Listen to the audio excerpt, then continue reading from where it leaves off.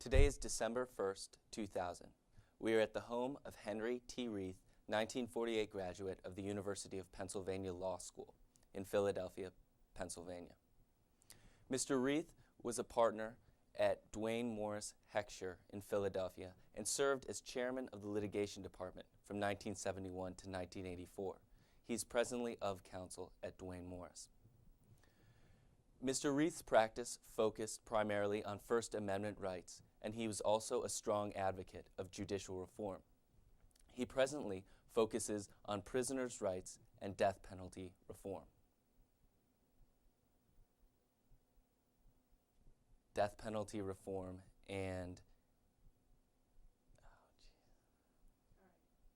sorry. Mr. Reath, where were you born? I was born right here in Chestnut Hill, Philadelphia. And I was born at the Chestnut Hill Hospital.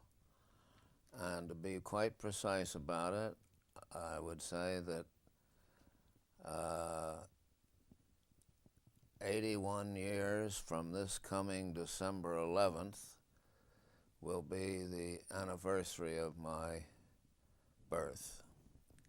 Did you grow up in Philadelphia? I did. I grew up in Philadelphia, and I went to elementary private school in Chestnut Hill, the Chestnut Hill Academy, until the first form, and then I moved to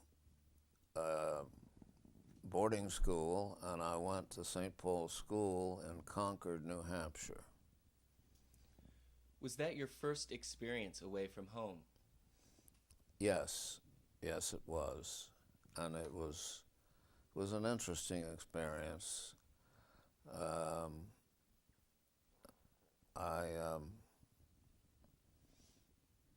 Well, let's put it that way. It was an interesting experience. It was quite different, and I soon learned to make friends and get along with my new friends, and it was a very worthwhile experience for me. Did you have any particular hobbies in high school? I've had one hobby all my life, and if you look around this room and out on the porch or anywhere else, you'll see all kinds of photographs. Photography has been my hobby since I was about 10 years old. How did you become interested in photography? I don't really recall. I know that I had a Leica camera, which was the best 35 millimeter camera available at the time, and I got great use out of it, and over the years I've shot many pictures. Following St. Paul's School, you entered Princeton University. That's correct. What made you decide to attend Princeton? Well, a number of reasons. My grandfather was Henry B. Thompson, and he had been a trustee at Princeton for many years. And I had another grandfather, Thomas Reath, who was a graduate of Penn. And every so often, when they had rowing events on the Schuylkill River, Penn raced against Princeton, and my grandfathers each put up $1 or so bet, and if Princeton won, I want the money. If Penn won, my older brother got the money. And I distinctly remember that I got more money because Princeton won more of the crew races. Hardly a reason to go, No, I wanted to go to a liberal arts college. I knew that Princeton was a very strong liberal arts college, and among other things, I was very interested in history, and I knew that it had an exceptionally good history program. You credit Princeton with giving you the concept of enlightened self-interest. What is enlightened self-interest? Well, enlightened self-interest means that you look after yourself, but keeping in mind that there's a higher goal, which is how you can serve your fellow people. And there's a conflict in terms between the enlightened concept and the self-interest concept. And that's basically what that's all about. Did you have any favorite professors at Princeton? I did, but to be honest with you, I'm not sure I can remember many of them. I do remember one in particular. His name was Professor Roy Welch, and he taught courses in music. Music had always been a great love of my mother, and it rubbed off on me, but not to the same extent. And I took several of Roy Welch's programs on classical music and its roots, and it was one of the most valuable and worthwhile experiences because I learned so much about classical music that even today I fall back on my memory as I listen to various pieces, and I'm terribly proud of the wonderful musical training that I got. But obviously the principal area of interest and focus of my interest and the area in which I majored was history, and I focused more on modern American history than I did. I mean, obviously one studies the history of Greece and the early parts of our culture, but I found history very challenging because one could learn from history the experiences of other countries and other people and mistakes and how to avoid them. Are there any books which greatly influenced your development?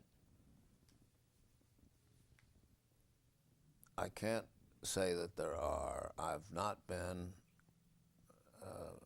a good reader, and I think that part of that is because in my professional career as a lawyer, I had so much legal reading to do that I rarely had the chance and the leisure to read novels and other books. I read some history books, obviously, but that's about it on that. Did you finish college early to enter the war? No, I graduated in the class of 1937, and I took off about 3 weeks to spend part of the summer vacation with my family in Maine, and then I went down to register for the Army. I'd gone through the ROTC, and I was taken into the Army as a second lieutenant, and my first assignment was going down to Fort Bragg, North Carolina, and that's where I got my start. You were a field artillery officer. Yes. What were your responsibilities? Well, as a field artillery officer, I should add an additional word. I was a field artillery liaison officer, which meant that I was assigned to an infantry division or an infantry commander, but I was not under his direct command. I was there to advise on how to use artillery most effectively. Where were you first sent in the war? Well, I was sent to England very briefly, and then almost immediately we moved into the line. I guess it would be in 1938, where I was in the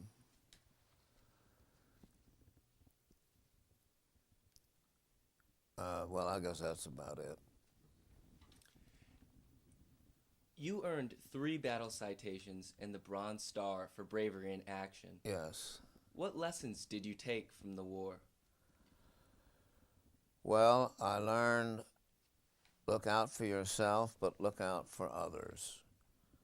And again, that's the same concept as enlightened self-interest.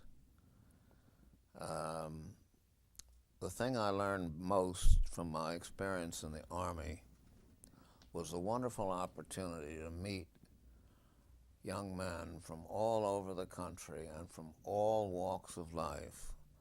I had been very privileged, living in a small residential community, going to a private boarding school, going to an elite university. And in the Army, one soon came in contact with what I call many just ordinary people.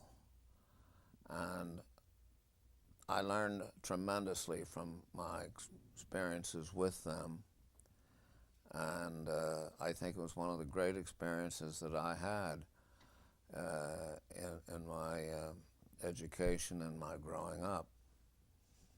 The opportunity to meet people from completely different walks of life and to understand that they had different values and that their values were good.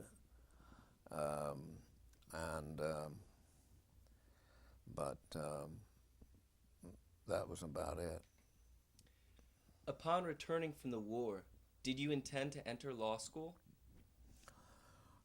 Yes, I did. I had applied to law school while I was still in the Army, and of course my father was a senior partner in a major Philadelphia law firm, and he encouraged me and helped open the door, and I really didn't look around too much for law schools. I concluded that the University of Pennsylvania Law School was a superb law school and one that would enrich my life, which it did. What subject did you enjoy the most in law school? Oh, I think there were so many. One of the subjects that I enjoyed was antitrust. I later became quite active in antitrust work, and I've always felt that our antitrust laws have been a wonderful shelter to protect our country and to protect small business from being overwhelmed by big business.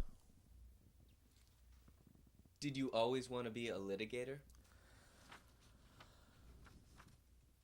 I guess I did, although I can't say that that's what I set out to be. But when I joined my law firm of Dwayne, Morris, and Heckscher,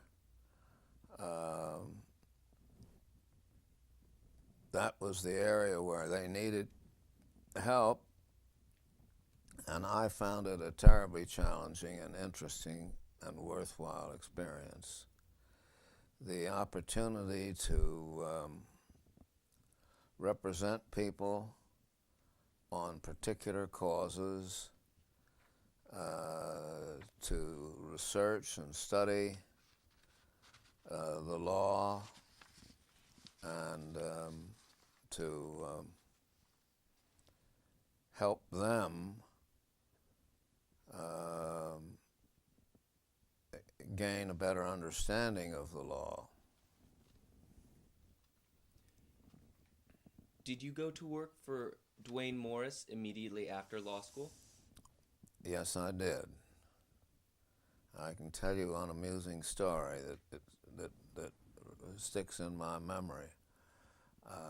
I had met the senior partner of our firm, a man by the name of Mr. Claude Smith. He was a distinguished older gentleman.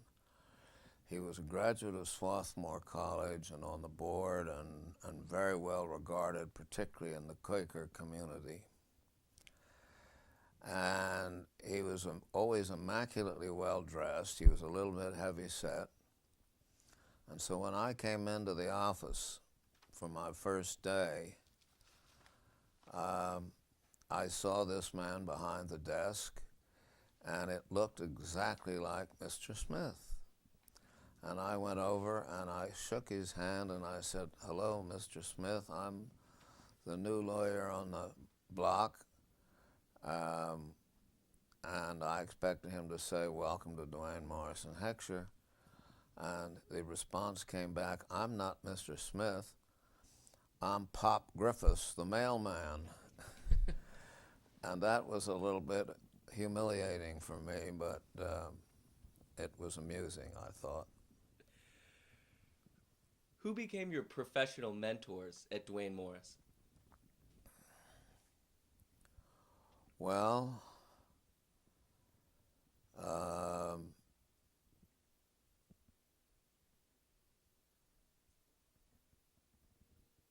I can't honestly say that I had professional mentors because when I came to the firm, there were not many experienced litigators.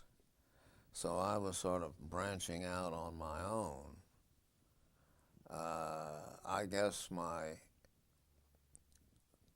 closest mentor was Morris Dwayne, the senior partner. He always had a lot of confidence in me, and I returned it by confidence in him. And it was a wonderful relationship. He was a marvelous person. From 1971 to 1984, you served as chairman of the litigation department. What were your responsibilities in this position? Well, first of all, to assign cases. Secondly, to see that the people in the department were getting exposed to litigation practices, and that they were learning the skills and the art of being a litigator. A litigator is a very special kind of person who has to constantly change roles by putting himself in the role of the client, and by and learning the strengths and weaknesses of the case. I think one of the most important things I learned was to very vigorously cross-examine my own witnesses to be sure that they would not be caught by a surprise when the adversary began to cross-examine. What makes an attorney an effective advocate in court?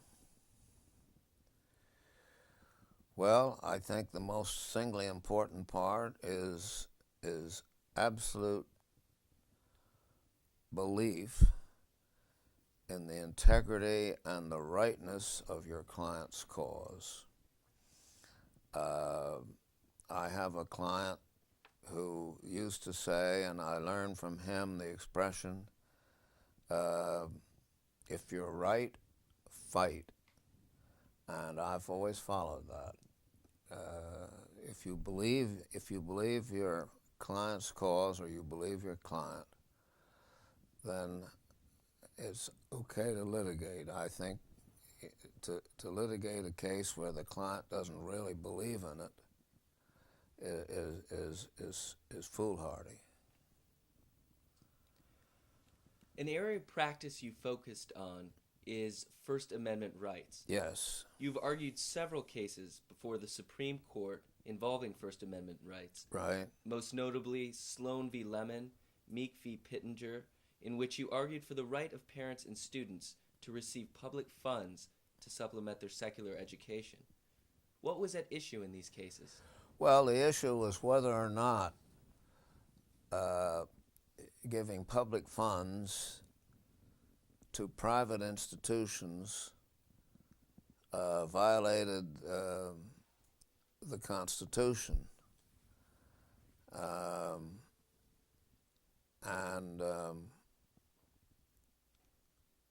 We managed to argue success, and also that there was another element involved that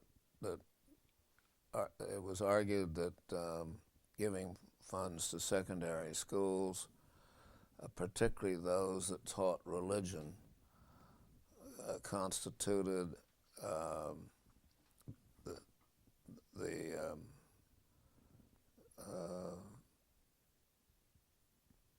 the institution getting involved in advocating religious beliefs to students.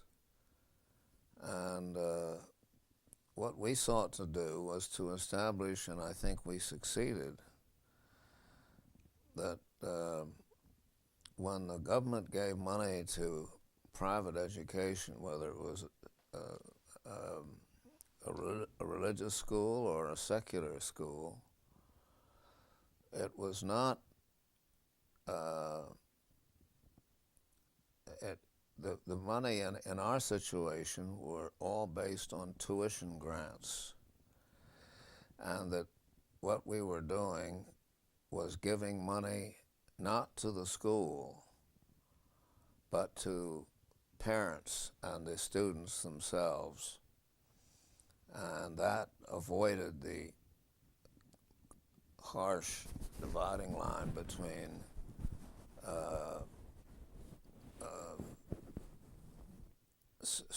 becoming involved in religious activity. Hold on a second. I'm sorry.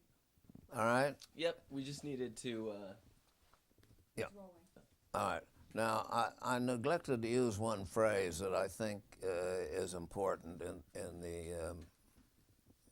these cases that I argued in the Supreme Court, and that is the separation of church and state.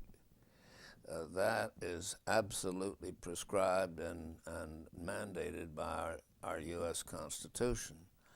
So what we had to do was to find a way to get around that, and it was that the money was given to the students or to the parents, and they then made their own free choices, and the funds were not used, for example, to hire a Catholic priest or an Episcopal minister, because they were given to the students and their families to underwrite the cost of their education. You also argued in Board of Trustees of State University of New York versus Fox for the right of free speech at state universities. Yes. What was at issue in that case? You know, I'm embarrassed to say, and I should have checked it out, I do not actually remember the issue. I'm not going to be able to help you on that. It was an interesting case, and but with the passage of time, it slipped my memory. How do you perceive the importance of the First Amendment? Well, I think the First Amendment is probably the singly most important part of our U.S. Constitution and part of our U.S. government, because if people aren't being allowed to speak freely without government intervention and government control, then you don't have free and independent citizens. You have the equivalent of a military or a parochial type of state.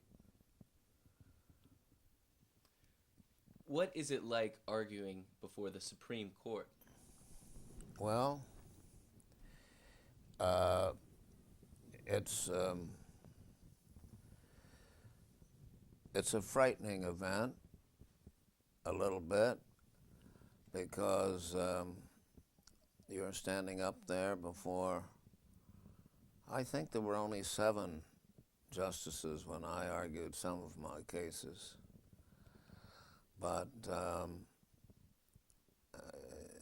if you really believe in your case, you can overcome any momentary apprehension or fright by getting down and getting into the heart of the case and getting a discussion going. I think one of the most important parts of oral argument and oral advocacy is inviting questions.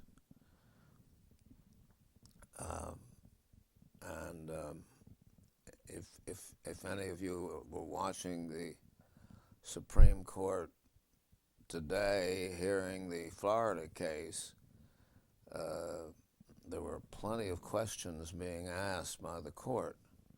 And that's good for the advocate, because when the court asks a question, it's an indication that there's something on their mind, and it gives you an opportunity to get around it and get behind it and turn it around. Is preparation a must? Absolutely. You cannot prepare too much, particularly for the Supreme Court. You've got to get all the major cases and read them and be familiar with them, and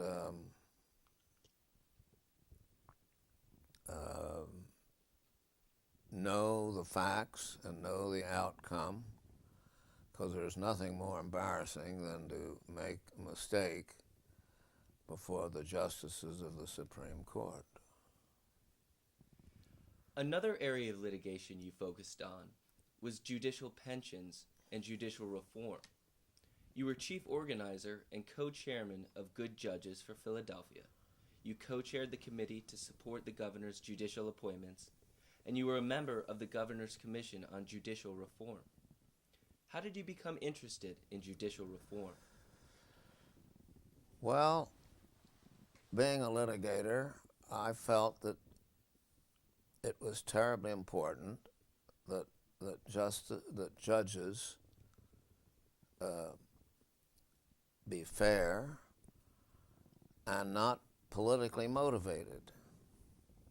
And to be very honest with you, even to this day, many of our judges in our state courts and to a lesser extent in our federal courts are politically motivated because they've been appointed by politicians, and they feel that they have a primary duty to support the views that the politician advances.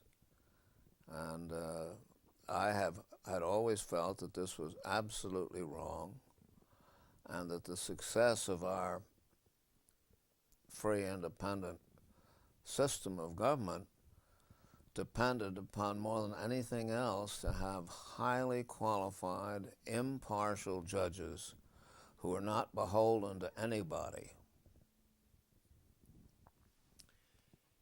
You have been an advocate of a merit system judiciary in Pennsylvania. Yes. What is a merit system judiciary? Merit system means that judges are selected based on merit, not on political qualifications. And a merit system analyzes the background and the experience of the lawyer in question and makes that the all-important deciding factor, and disregards entirely political motivation, political backing, and that kind of thing.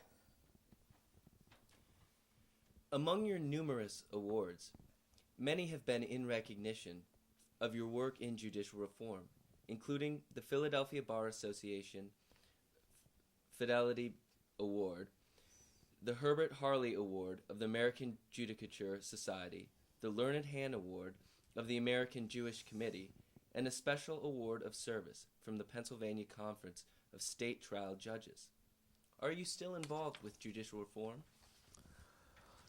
Not really. I'm still very interested in it, but I think that I've passed the mantle on to other people who've carried that cause. I would finally like to talk about the pro bono work you have been involved in. Has pro bono work been particularly important in your career? I think it's terribly important because I happen to feel that lawyers have a duty to the public, and part of their obligation of being a lawyer is to serve people who need legal help, and to make that dividing line not on the basis of wealth or money, but on the basis of justness of the cause. And yes, I would say that pro bono work has been one of my strongest motivations. And more recently, in my older years, as I became of counsel to the firm, I became very active in our justice system and in our prison work. And I found that the injustices that were visited on people caught in the criminal justice system were really unfair and outrageous, and that something had to be done about it. And so back to the old slogan, if you're right, fight. You served as a board member of the Pennsylvania Prison Society. What were your responsibilities on that board? Well, I still serve on that board. And our responsibilities are to see that the prisons are administered fairly and properly, that the inmates' rights are protected, and that where there are malfunctions in the law that cause injustice, they ought to be changed. For example, one of the most serious issues in criminal practice are trying cases between the two levels of the offense, manslaughter and first-degree murder. And the dividing line between those two is very esoteric and very difficult to articulate. And one of the things that I have been very concerned about, and this has been a concern not only of mine but of people who study judicial reform, and that is to find a better way and a clearer way to get clear, understandable language to explain to juries in their deliberations what their duties and obligations are. And I think that that's one of the most important areas still to be focused on, because we're just beginning to see that movement underway, and it's terribly important. You were also appointed by Mayor Rendell to the Mayor's Criminal Justice Coordinating Commission. What are the responsibilities of that commission? Well, there again, we were concerned with inmates' rights, that they weren't overwhelmed by unfair prosecutors, that there was, I guess, the singly most important issue was evidence of guilt. And we were trying to find ways to sort out how to get to the bottom of evidence, and that was and still is a terribly important project. What other pro bono activities have you been involved in? Well, I guess from time to time I've represented individuals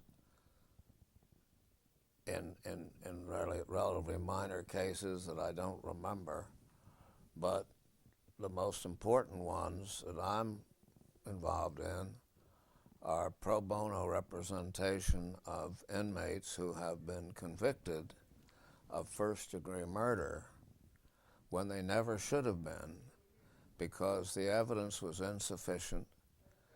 I have not had any death cases, but I have been very active recently in urging that we have a moratorium on the death sentence so that it can be studied and we can bring out many of the shortcomings of that system.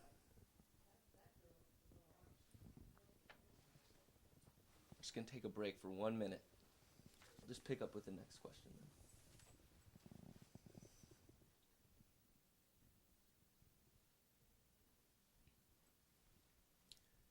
You have remarked that you heed the advice of Prince Niccolo Machiavelli, who wrote, "There is nothing more difficult to take in hand, nor more perilous to conduct, nor more uncertain in its outcome, than to take the lead in the introduction of a new order." How has this advice impressed you? Well, it impresses me because what it says is that if you're going to come up with something new, you damn well better have your facts, you better be right, and you better find ways to articulate the justice of your cause. Is it the lawyer's job to take the lead in the introduction of a new order?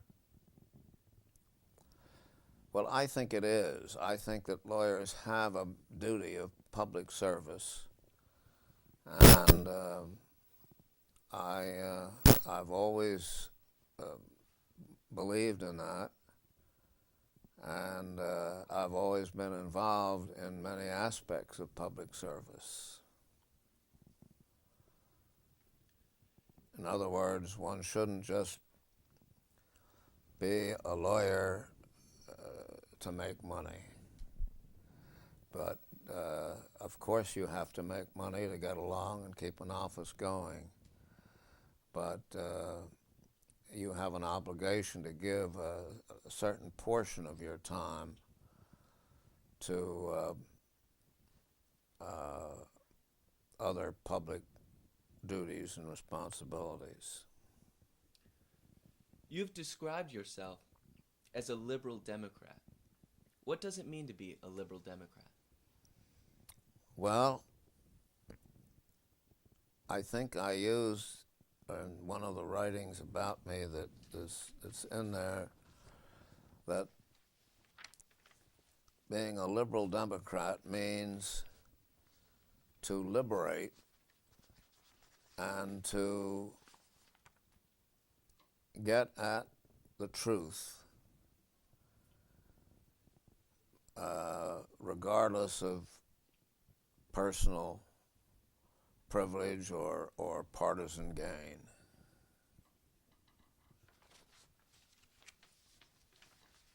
What advice would you give to a young lawyer just starting out today? Well, I think my advice would be to be a litigator. And particularly, the best experience that I can think of for being a litigator is to be fortunate enough to be appointed a clerk to a trial judge. And I emphasize that in many respects, to be a clerk for a justice of the Supreme Court of the United States is a tremendous honor. But if a lawyer is a clerk for I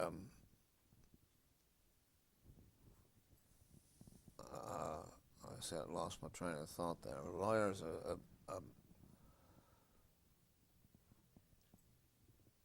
A clerk for a trial judge? Hmm? A clerk for a trial judge? For a trial judge? Yes. When he works with a trial judge, he sees the whole drama of the courtroom opening up. And he learns the strengths and weaknesses of the case. He learns how to make a good argument, how to make a bad argument. And he gets a lot of experience and value from sharing those thoughts with his judge. And he's called upon frequently to make recommendations for important decisions, which is a heavy responsibility. So I think that there's nothing that's more valuable than being a clerk to a trial judge. And there you see the whole courtroom drama open up before your eyes, and you learn an awful lot about the mistakes of others and how you should do better yourself. What has been most memorable and satisfying in your career?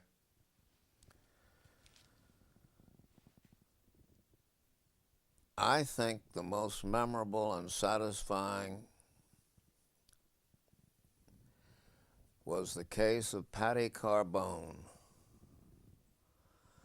Patti Carbone had been arrested and charged with first-degree murder for killing a man. And she was at the time of the incident, she had been walking down the road to her friend's house, and a man in a car came by and picked her up. And he asked her if she'd have a ride, and she said yes. And so she got in the car, and they went down the road a little distance, and he pulled off onto a side road. And there he stopped the car. She got scared and ran out. He chased her, and they wrestled.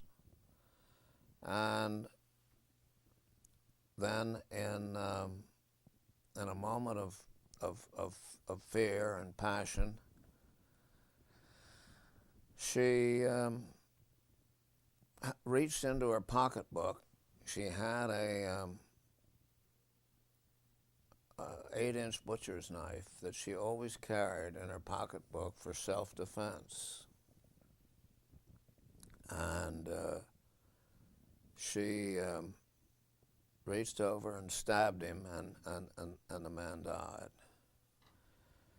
And she was very poorly represented at the original trial, and she was convicted, as I recall, of first-degree murder. The case was appealed, and the court said, in no way can the facts give rise to more than voluntary manslaughter. There were a lot of extenuating circumstances, which I won't take time to dwell on, which I felt had to be brought out. One, the fact that she'd never known this man before. Two, the fact that this man had been seen in other bars in the area getting drunk and groping women, and a lot of other evidence that I don't recall specifically, but the point is, we brought all this out and convinced the court that, well, I know that the jury was not given proper instructions as to motivation, and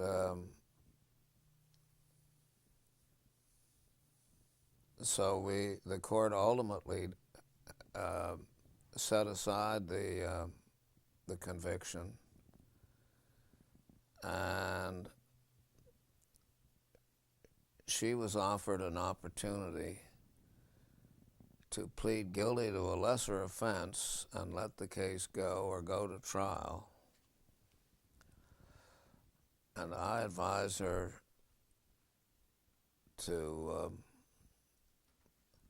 plead guilty to the lesser offense, which eventually we got reversed. And now she is a free woman without being under the threat of a 20 or 30-year life sentence without parole. Mr. Reath, it's been a pleasure speaking with you today. Well, Paul, it's been pleasure for me too, and I admire the work that you've done in preparing for this conference and the questions that you asked, and I hope I've been able to give you truthful answers and satisfactory ones. It's been excellent. Thank you. Okay.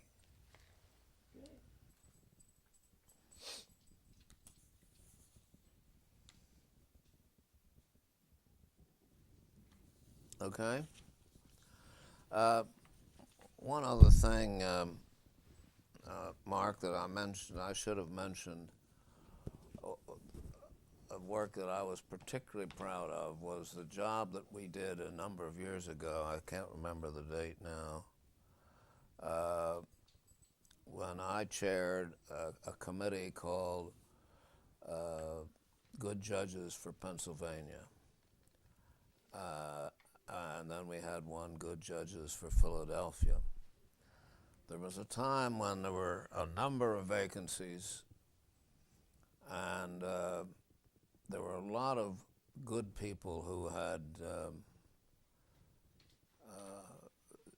expressed an interest and on merit were highly qualified above the people who ultimately were appointed as political cronies.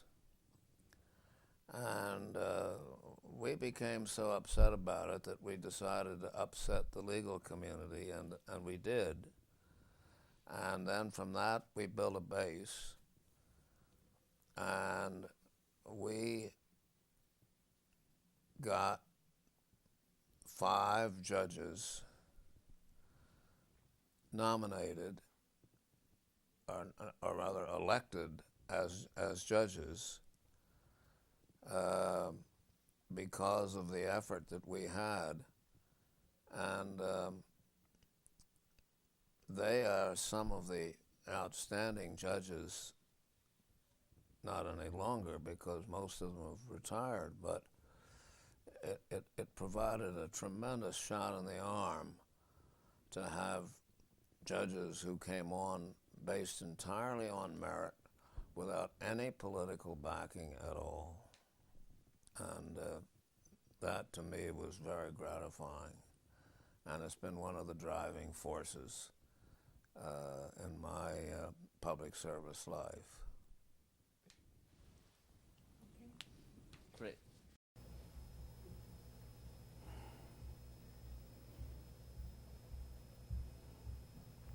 Good afternoon. My name is Jay Rittberg. It's March 21st, 2002, and today I will be interviewing Peter Leocoris, class of 56. I'm in the University of Pennsylvania Biddle Law Library. I was here for our 40th reunion, which would have been 4 or 5 years ago. Wow. They really have done a lot of work on the old hall. Oh, the whole place became a quadrangle. There was just one building when I Yeah. went here, the corner building. What'd you say? Okay. Let's do 25. I'm just trying to make notes of when I should be transitioning. 31. 37. And...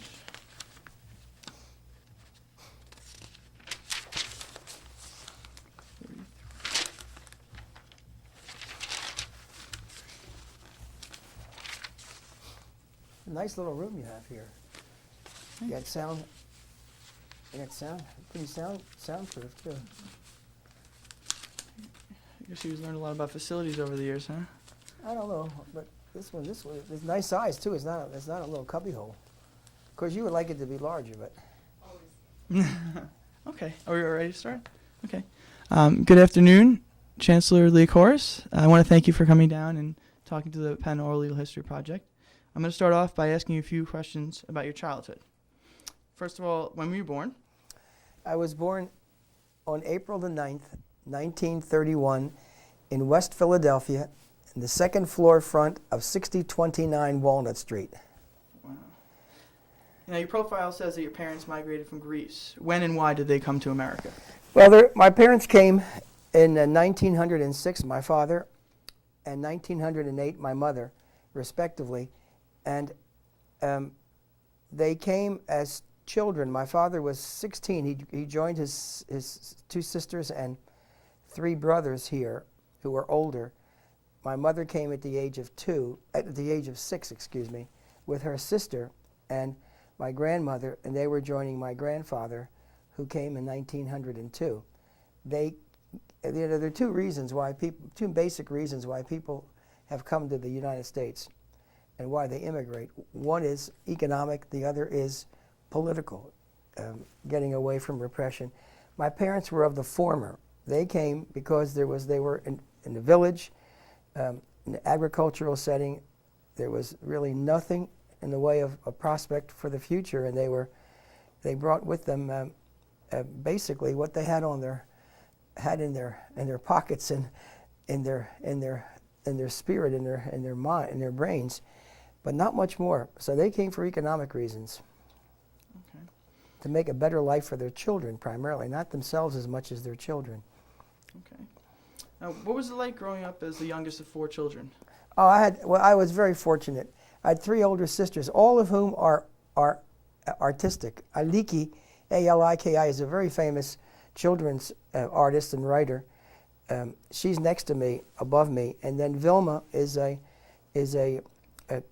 professor in NYU and a writer in food and fabrics, the food of Greece, dietary, international dietary cookbooks. She's quite famous. And my oldest sister, Helen, is an actress, and she's now pushing 80. But it was great because I was the only boy, and in that kind of a setting, a Greek-American setting, the son always was number 1. So I was spoiled rotten, and I really miss it. What were some of your interests and hobbies growing up? All my interests were sports. I had to play the piano, and we were very musically oriented.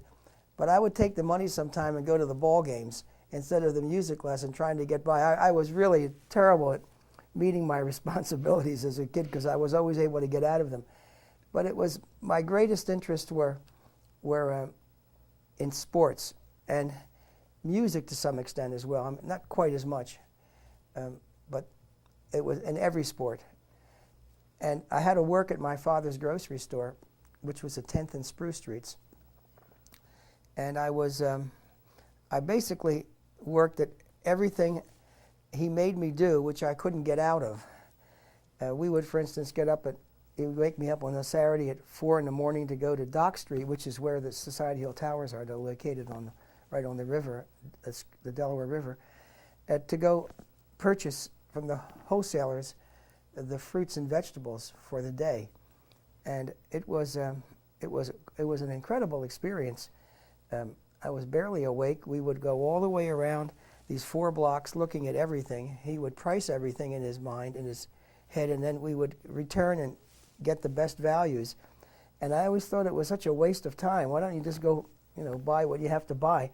But later on, I learned from experiences like that to think a little bit through a project before you make a decision. So my third area was really work with my dad. Clearly, you've had a career of distinguished leadership. What are some of your early memories of being a leader, or what early experiences gave you the confidence that you could be a leader? I really never thought about it that way.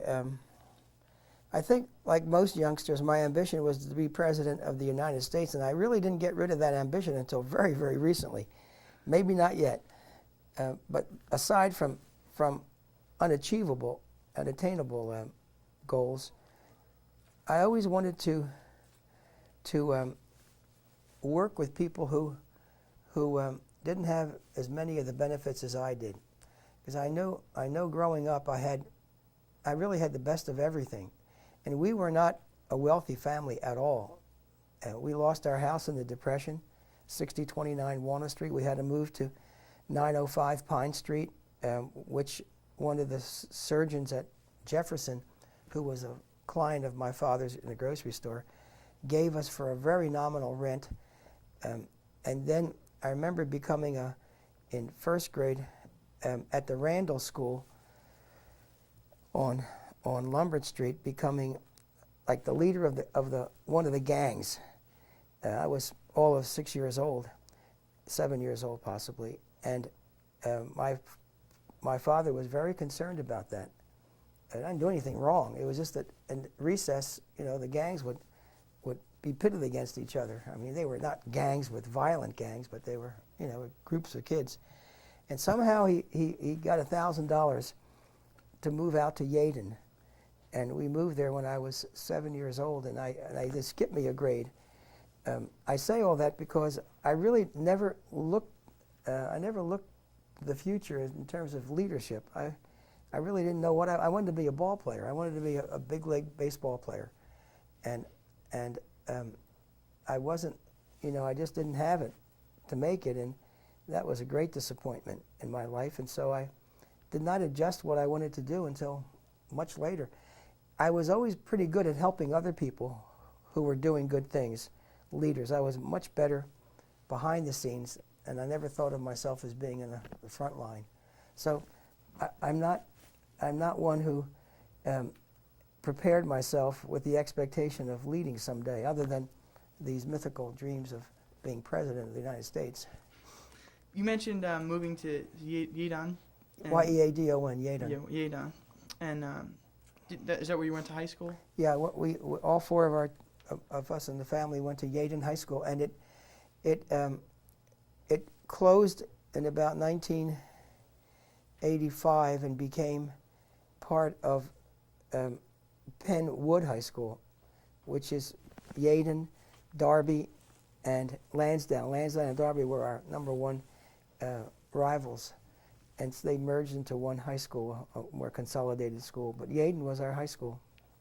Were there any teachers that stuck out in your mind from Yeadon? Oh, that yes. influenced you? Yeah, the one probably who stands out the most was Julia Finney, our Latin teacher. She stands out for several reasons. She was not my favorite teacher at all. She was a good teacher, and it was my great experience with cheating. When I think it was about the ninth grade, I was in Latin class. I was very much taken with the girl next to me, Claire Carpenter, and she was very good. And I was always sort of just looking at her and not doing work very well. I was never conscientious as a student. I would tell my mother that you couldn't bring any books home anymore because the upper class had already ripped pages out. And of course, I could get by with anything I wanted. I could always pass the classes. In fact, one teacher had me grade everybody's paper, and I never gave myself more than a B. I was very proud of that fact. But Miss Finney, I went to Leary's bookstore. Leary's bookstore was really a precious, unique store with of just books down where Gimbel's was located at 8th and 9th and Chestnut. And up on, there were ladders that you had to climb to get certain books.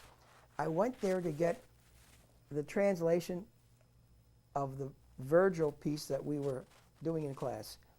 And I came back, and finally I volunteered. And I volunteered and translated it, and to my surprise, I had the wrong edition.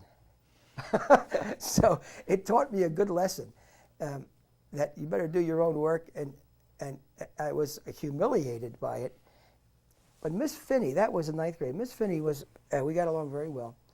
She thought that Ed Wolf and I in our class would be the most likely not to succeed, and basically gave us an award at the seniors. And I thought that was pretty cool. Eddie Wolf became a very well-known lawyer, trial lawyer. And the irony of this is that Miss Finney married eventually our biology teacher, Mr. McCullum, Frank McCullum. And when I chaired the commission on the bar examination procedures leading to the report in December of 1970, that the procedures in the bar examination in Pennsylvania discriminated against blacks, and all that notoriety, who do you think came to see me? Because she was failing the bar exam and felt as though she had been discriminating. And she was a white Irish person, Miss Finney. We became the closest friends. I represented her, and I was not the dean of the law school. I was a professor. But it was a very important point in my life of realizing that what goes around sometimes comes around. And instead of being, being nasty to her, I was quite the opposite. I was quite flattered that she came in, and I wanted her to know that she had problems with standardized tests. It's a normal thing. It's not a cultural thing as much as it is a personality. But that stood out not only because of what happened in Yeadon. I remember in 6th grade, Mr. Stewart would have us, maybe 5th grade, would have us do multiplication tables during lunch to see who could do them the quickest, and he would challenge anybody. I always beat him. And he never liked that. I found that you should not show up your boss too much because it comes back to haunt you. I was able to pick up little things like that. But the most important experiences from Yeadon were the three major incidents that got me going into human rights, and they were, if you want, I will continue. The first had to do with my sister, my youngest, Aliki, and I came back from, we used to go to the seashore all summer, came back from the shore, dark as we would be, and at Bell Avenue School. And we were told to go to the William B. Evans School, but that's the place for colored children. Now, we had already been we had already been there 3 or 4 years. She was, I think, in 4th grade, and I was in 3rd. And that made and I asked why, and why, and it struck me that that there were some people who couldn't go to the public school, the Bell Avenue School, which always I processed and kept in my head, and I thought that was unfair. We ended up at Bell Avenue because they identified who we were. Secondly, right in the middle of the Second World War, Jack Allen and Jack Allen's father organized what we would call a march on a grocer named Samuel Millman. Millman's father, my classmate, who is Jewish, and who had disciplined Jack Allen in the grocery store. Now I remember my father had a grocery store, so I had a very, very close identification with this. And I'll never forget, it was marching, it was just like a KKK march through Yeadon, about a mile away to the store. And I was along with everybody else, and I didn't realize what they were doing. I thought we were going to have a party. We got the Millmans, and they started to use anti-Semitic things. I went over to the Millman side.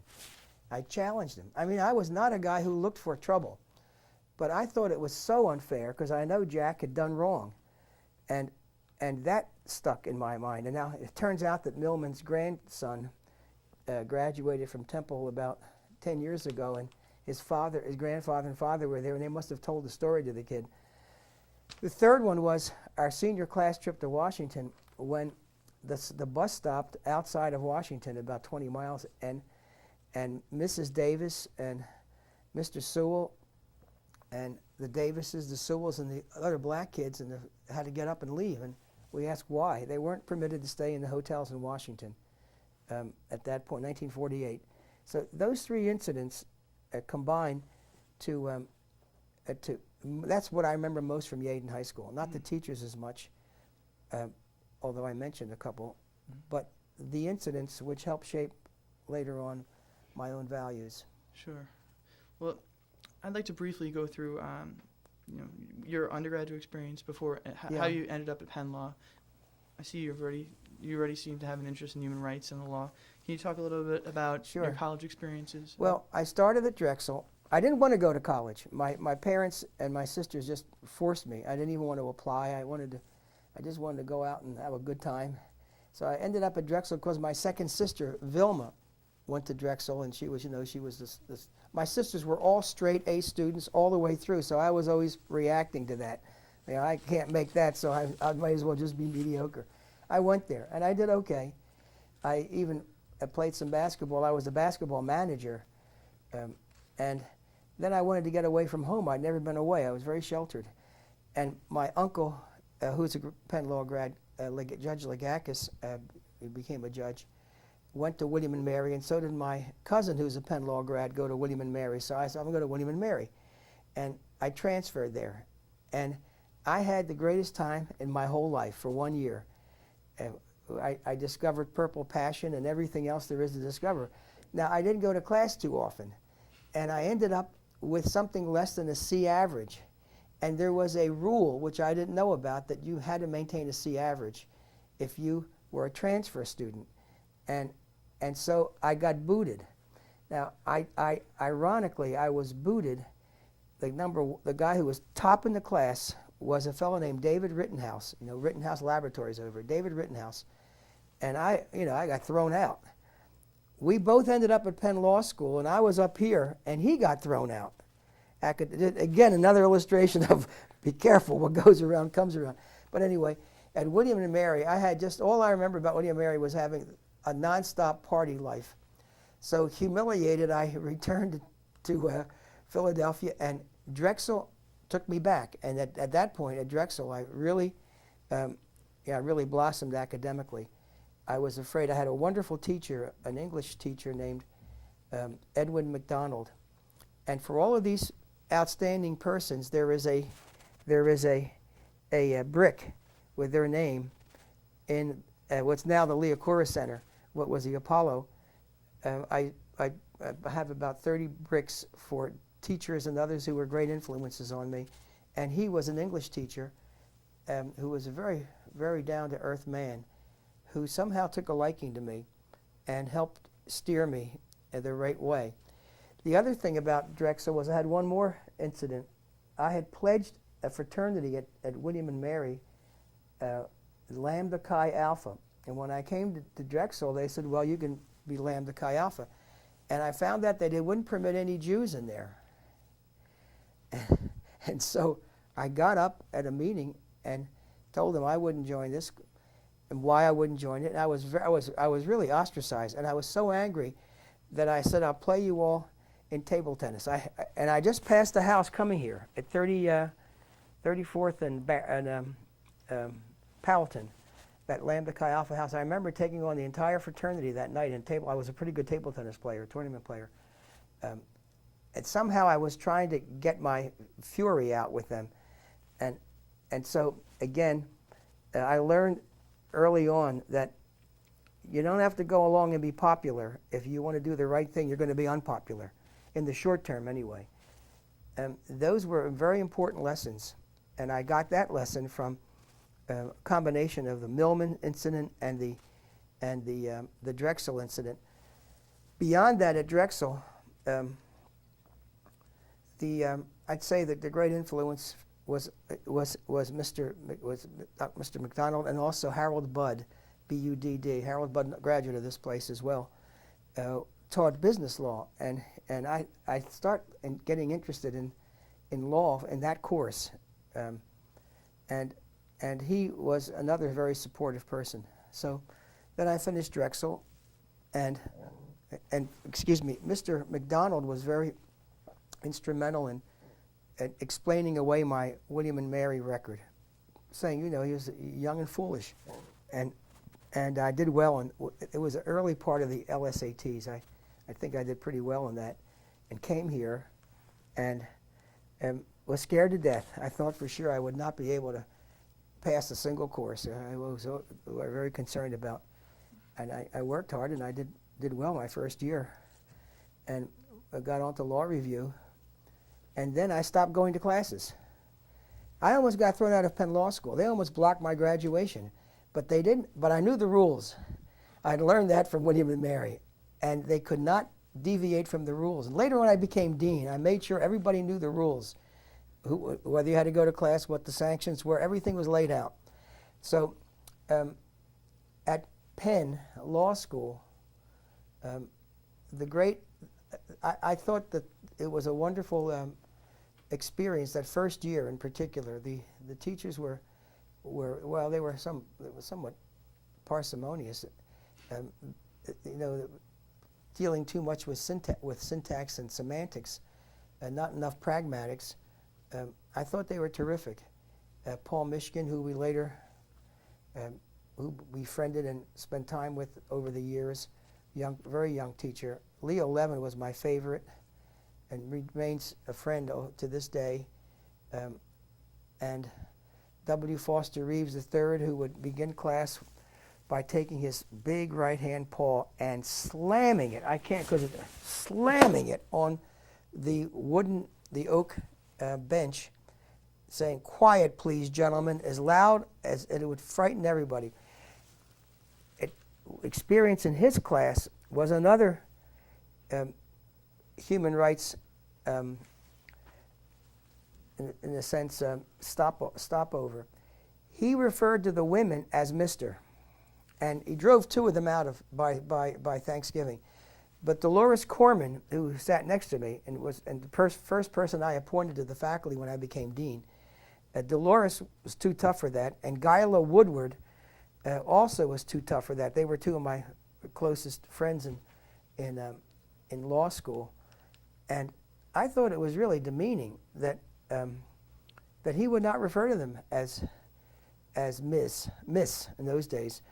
He was also on the admissions committee. He had been chairman, but Leo Levin had replaced him, but he was still on the admissions committee. So I could see in my own mind, when I'd heard about quotas and over a period of time, that people like Foster Reeve were the ones who were doing this. Now, he was pleasant. He was. I had my uncles, and as well as my cousins, notes from Foster Reeve's course and contracts when they took them 20 years and 15 years before. And he didn't deviate much, and he would not refer to the commercial code other than to say it's accursed. He wouldn't teach it. So that was a negative experience, but I got a lot of positive out of it. I saw how a person like that operates. But the John Honold was in constitutional law was quite inspirational. Clark Bice, who I later came across at Harvard Law School. He went to Harvard teaching, and I looked him up there. And we clashed all the time at Penn, because in one time in class we were talking about the importance of having a hearing to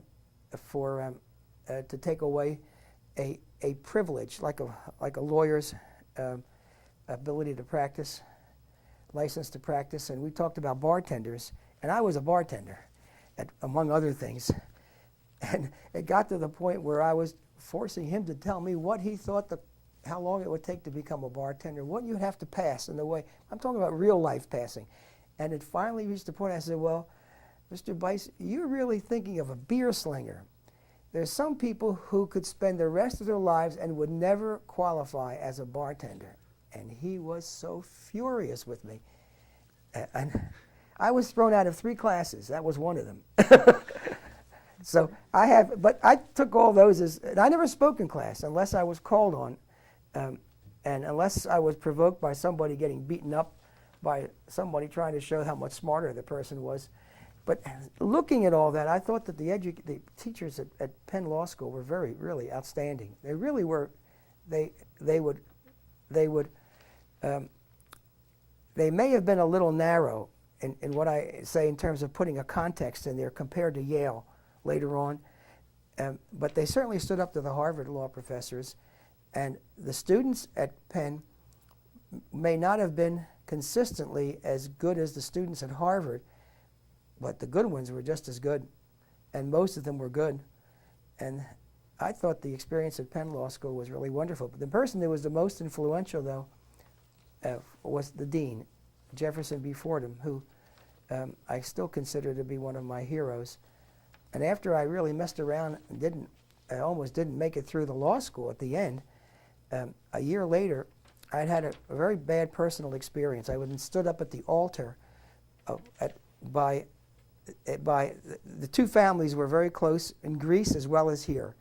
And the children were about ready to get married. And she changed her mind at the last second with 2,000 people in the church. and I was devastated. I had another devastation. So we decided that I would go into what I wanted to, was starting to get interested in the international field. And I have a brother-in-law who was at the Fletcher School of Law and Diplomacy, had been there. And we decided, like, in August the 20th to apply there. And I came down to see Dean Fordham, and he was incredibly supportive. He was unbelievably understanding. He wrote a very strong letter and stayed in touch with me all the way through.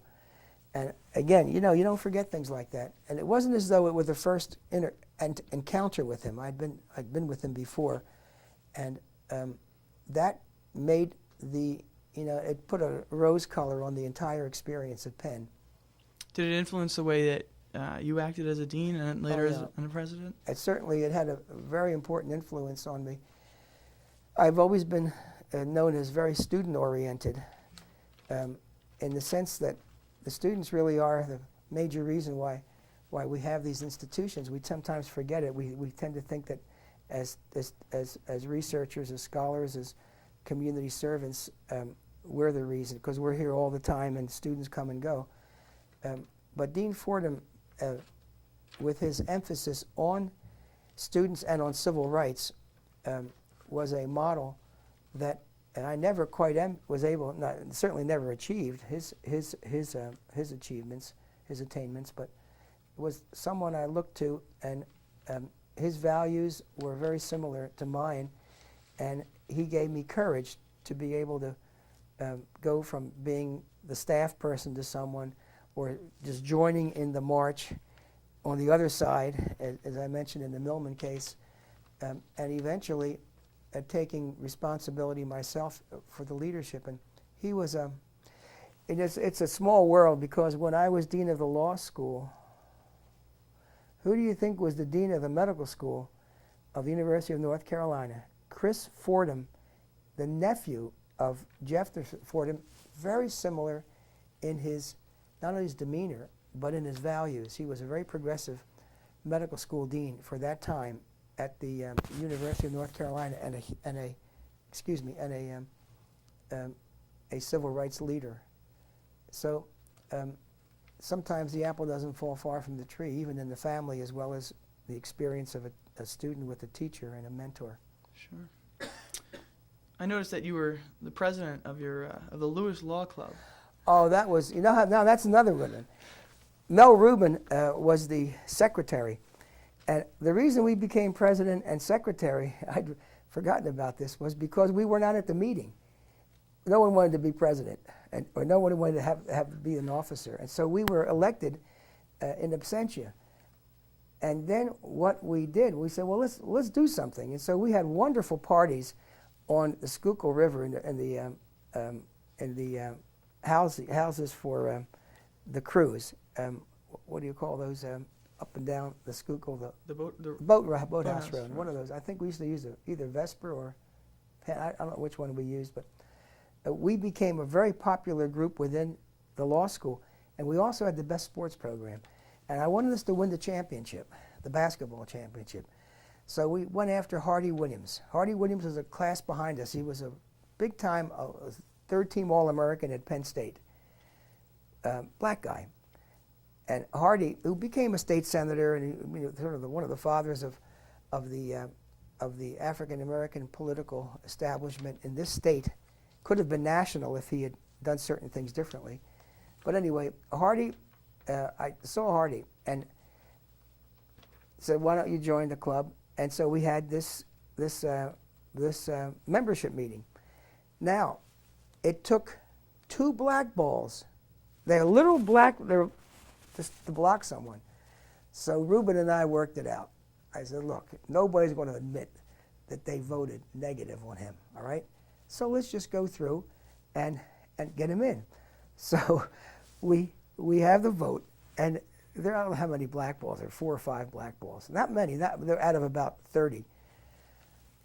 So I said, Mr. Secretary,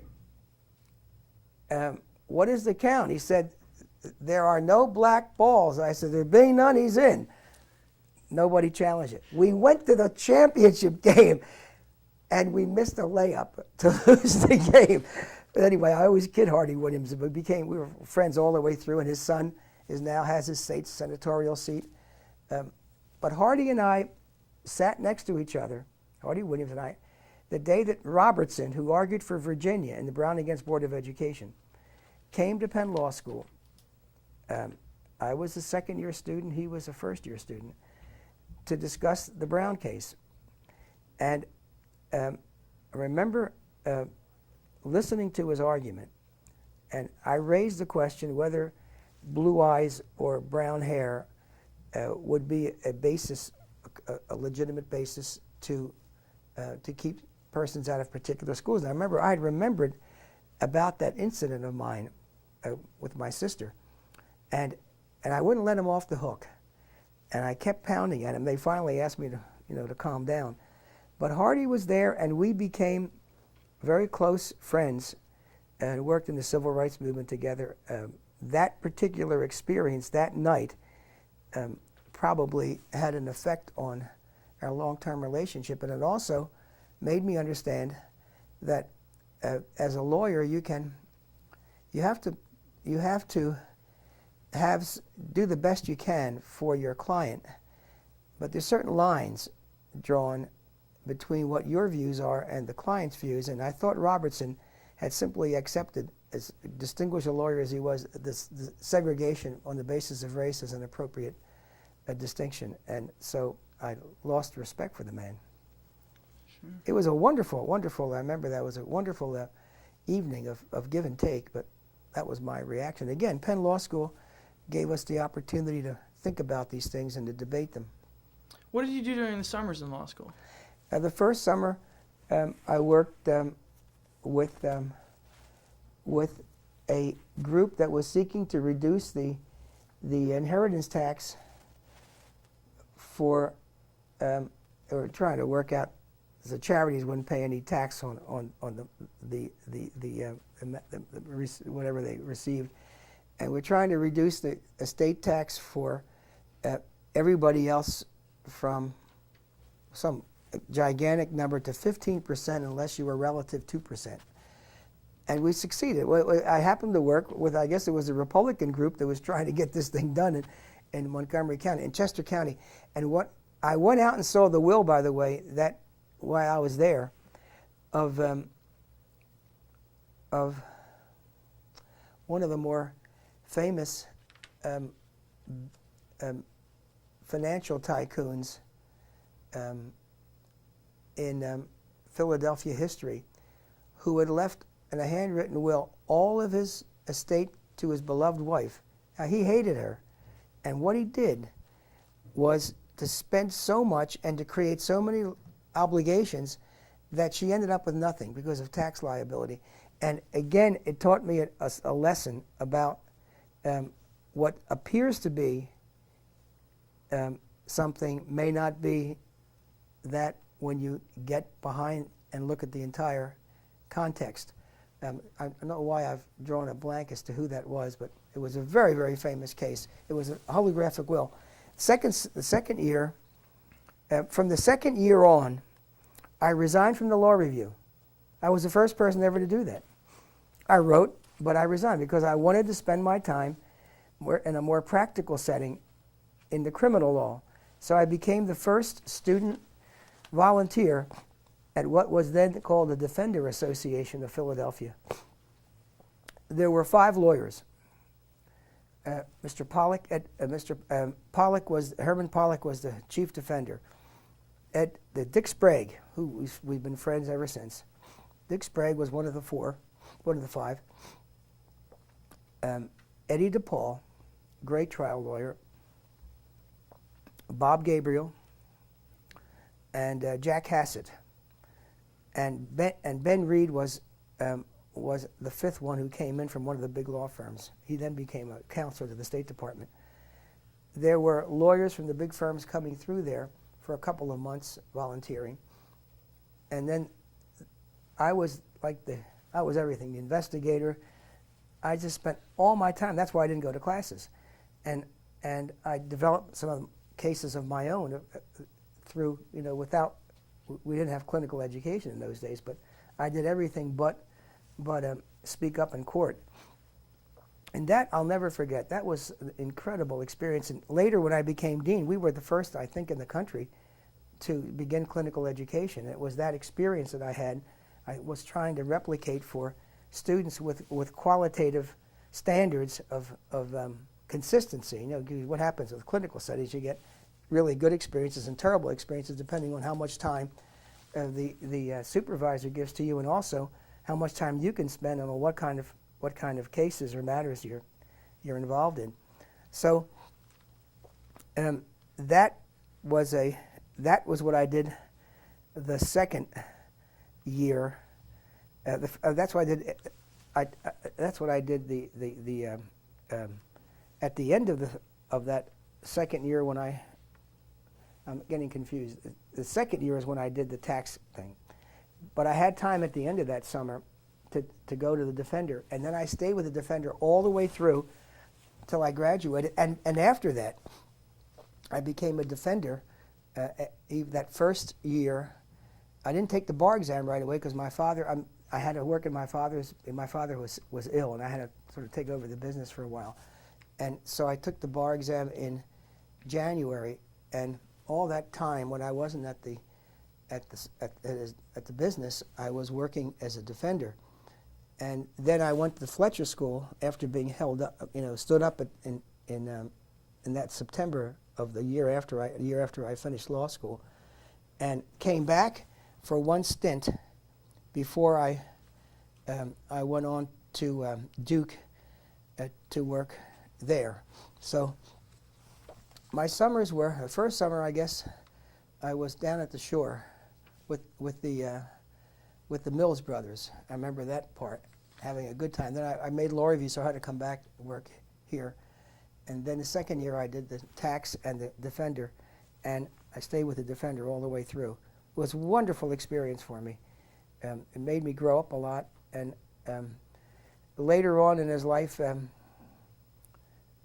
Eddie DePaul, who was one of the great young lawyers probably to come out in Philadelphia, trial lawyers. It's hard to imagine this. He won 29 straight jury verdicts, 29 consecutive jury verdicts over a period of 6 months, no, less than that, 3 months, 29 in a row. Not one not guilty, but 29 in a row. He lost a kidney, and he had to have it. And in those days, they didn't have transplants, and he spent this virile person, Edmund E. DePaul, became never would admit it, but became very dependent on others to get him through his daily routines for his illnesses. Towards the end of his life, he went to the solicitor's office in Philadelphia, and he was an expert in a certain area. First, he was in the U.S. Attorney's Office, then solicitor, following Defender days. He was canned by one of the mayors who came in to clean house, but basically to put his own buddies in the same jobs. And I brought him to Temple, and he worked at Temple as with me, and with the with counsel. He worked in 2 or 3 areas, special areas for our legal counsel, until he died. Again, what he taught me, and he was a very tough taskmaster. He didn't say a good word to me probably his whole life, even until he died. I knew his real feelings, but he was a meticulous and very expansive lawyer. He had not only a quadrangle. You see, you have all law schools have quadrangle. Legal education is systems oriented. It's narrow. You keep everything else away, whereas most of life is contextual. Well, he was a contextualist as well as the ability to be very narrow in his focus, and that was a very good lesson, which later at Yale with McDougall and Laswell gave me the courage to try to pursue in my own way. Before we move on to your post-Penn experience. I just wanted to get a few other questions answered. What your law review experience? What impact do you think that had on your career? I think it was very important because I remember writing on patents, on a tax issue relating to infringement versus I don't even remember the distinction now, capitalization, whatever it was. The process of working through a piece of serious legal writing was something that I've carried with me in a very positive way all the way through. I think being on the law review impressed a lot of persons. I mean, I told them I resigned. They didn't care. I published a couple of things. Robert Kendall, who was a terrific lawyer with the Schneider firm, he's retired now, was the managing editor ahead of us. And he and I have been very close in the last 40 years. I appointed him a couple of times to do antitrust as a lecturer at the law school when I was dean. I think Bob had his own set of criteria for how the associate should, what the associate should be doing at each point of the 2 months that the article was being in the process of being completed, and I sort of did it my own way, and that never bothered him later on in maintaining mutual respect for one another. But my resignation from the law review was like a big story in the law school at the time. Nobody had ever done that before. I wasn't angry. I just didn't want to fulfill. I couldn't fulfill any more responsibilities when I was going to work 40 to 50, 60 hours a week down there. How was your way different than Bob Kendall's way?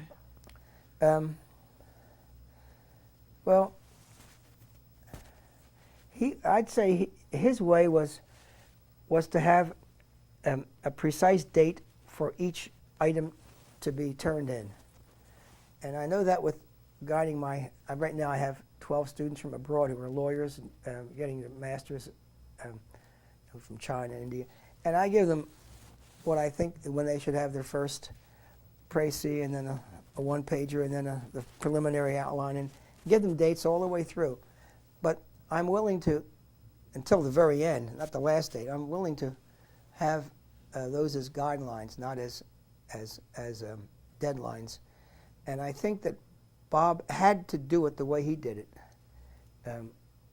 When you have 30 people or 40 people who you're trying to work with. But it's the same as a coach. I mean, do you have some coaches will say, look, you have to be in the house at 9 o'clock or 10 o'clock. Others say, well, I'll give an exception to this person for this reason. I've always been willing to do the latter, so long as the fundamental product and deadline are met. And again, as a younger person, I took a little offense to that, to the procedures that were being used. And again, probably for all the wrong reasons. I just like to do things my own way. Sure. Well, how did you end up with the topic of patents and tax? It doesn't seem like I don't even know. I mean, we had to pick areas that cases had come out and have to see whether anybody had written about them. I know I did one on National Labor Relations Board, which was a good one. The Talladega case, I remember that now.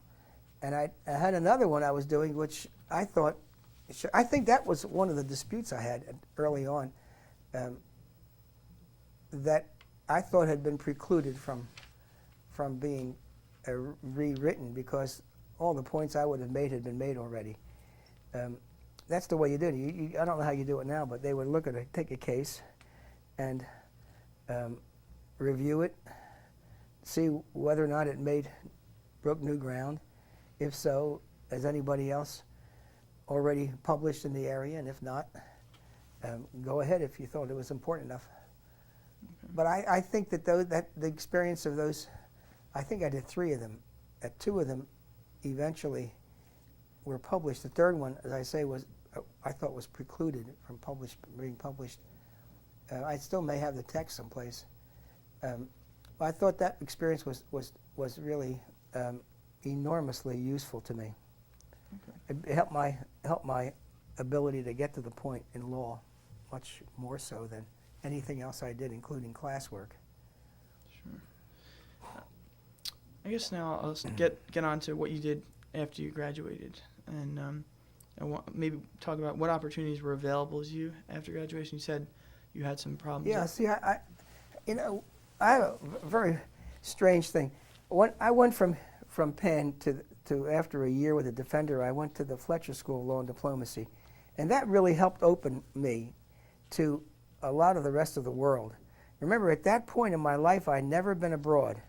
I never went abroad until I was 36. I was already not only past Penn and Fletcher and beyond at my years at Duke, but I had already, and also at Harvard, but I was already beyond, so Fletcher, Duke, Harvard, and then to join Temple's law faculty in 1963. It was until 1967, it was that long into the future, before, when I was 36, that I ever went abroad. And it was, while I had a vague interest in the international, I was usually more drawn to what I considered the civil rights and all that movement. I can explain how I moved over and then moved back again, and then moved from local to international, back to local, back to international 4 times in my career. And when I went from Penn, I explained what I was doing. Then, because of the personal reason, I went to the Fletcher School, and there I had wonderful teachers. Leo Gross, who was a Jewish refugee from Austria. He was the main influence, international law person, just a beautiful person. He was a nephew of Hans Kelsen, the great jurisprudent. And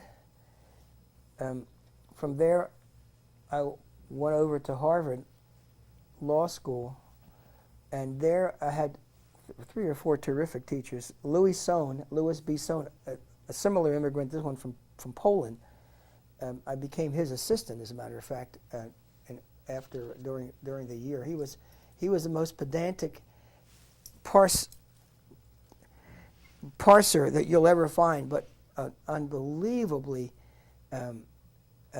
inspirational person. As quiet as he was, he could inspire in his students a very strong craft skill. And my Penn Law Review work was very helpful to me in knowing I could fulfill any requirement that he gave me. But anyway, from there, while I was at Harvard, the general counsel of Aramco, George Ray, R-A-Y, came through, and for some reason he wanted to see me. I guess one of the dean who told him about me. I don't know. I was sort of quiet, and he wanted me to join he was general counsel of the American Arabian Oil Company, Aramco. He wanted to send me to London for 3 or 4 years to learn Arabic and to go over with him in Saudi Arabia, and basically to, eventually pass the mantle. I thought that was I don't know why he would see that in me. And I thought about that. I'd probably be dead now if I had done that. But he was a terrific lawyer. And later, when I became dean at Temple, I brought him in several times to meet students, in informal ways. Anyway, I start thinking about international a little bit more because I'd done all this work at Fletcher and at Harvard. And so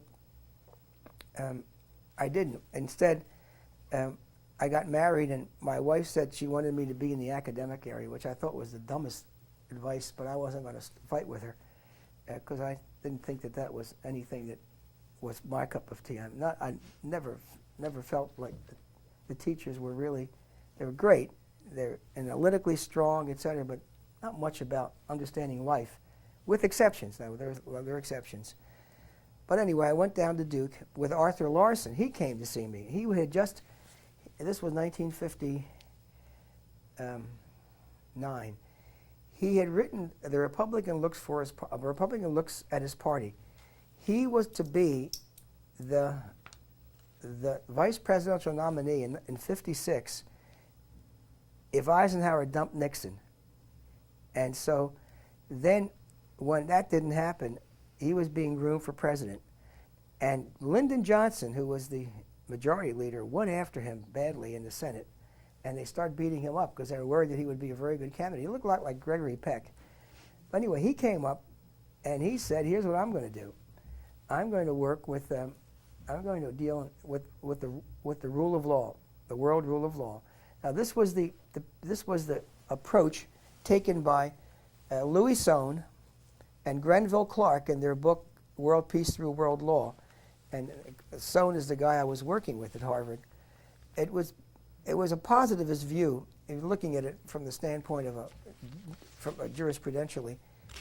It was the view that if you could get agreement on law, the politics would follow.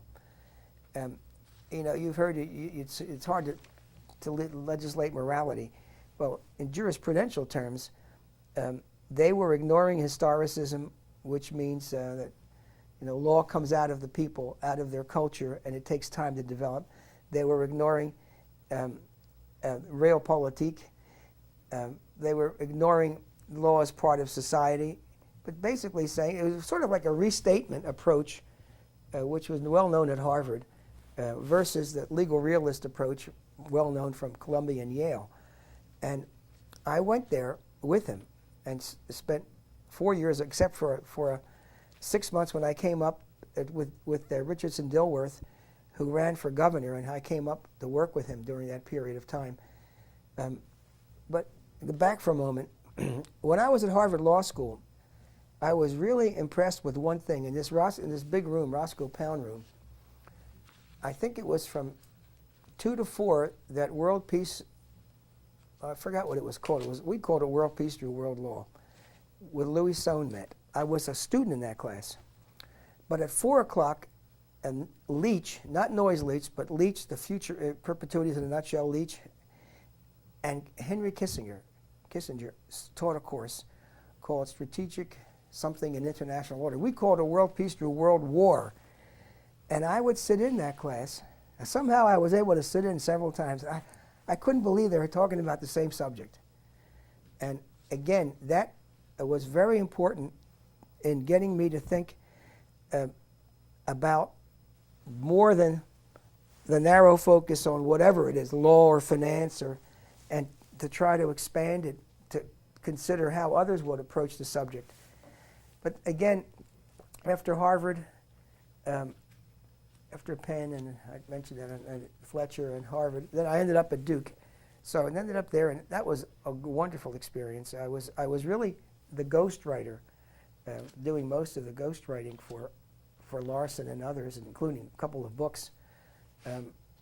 And I really, with Dilworth, I was going to come here and go work with Dilworth. He becomes governor. I would work with him and go into a political future. But he lost, and he asked me to come into his law firm, and I'd become very independent.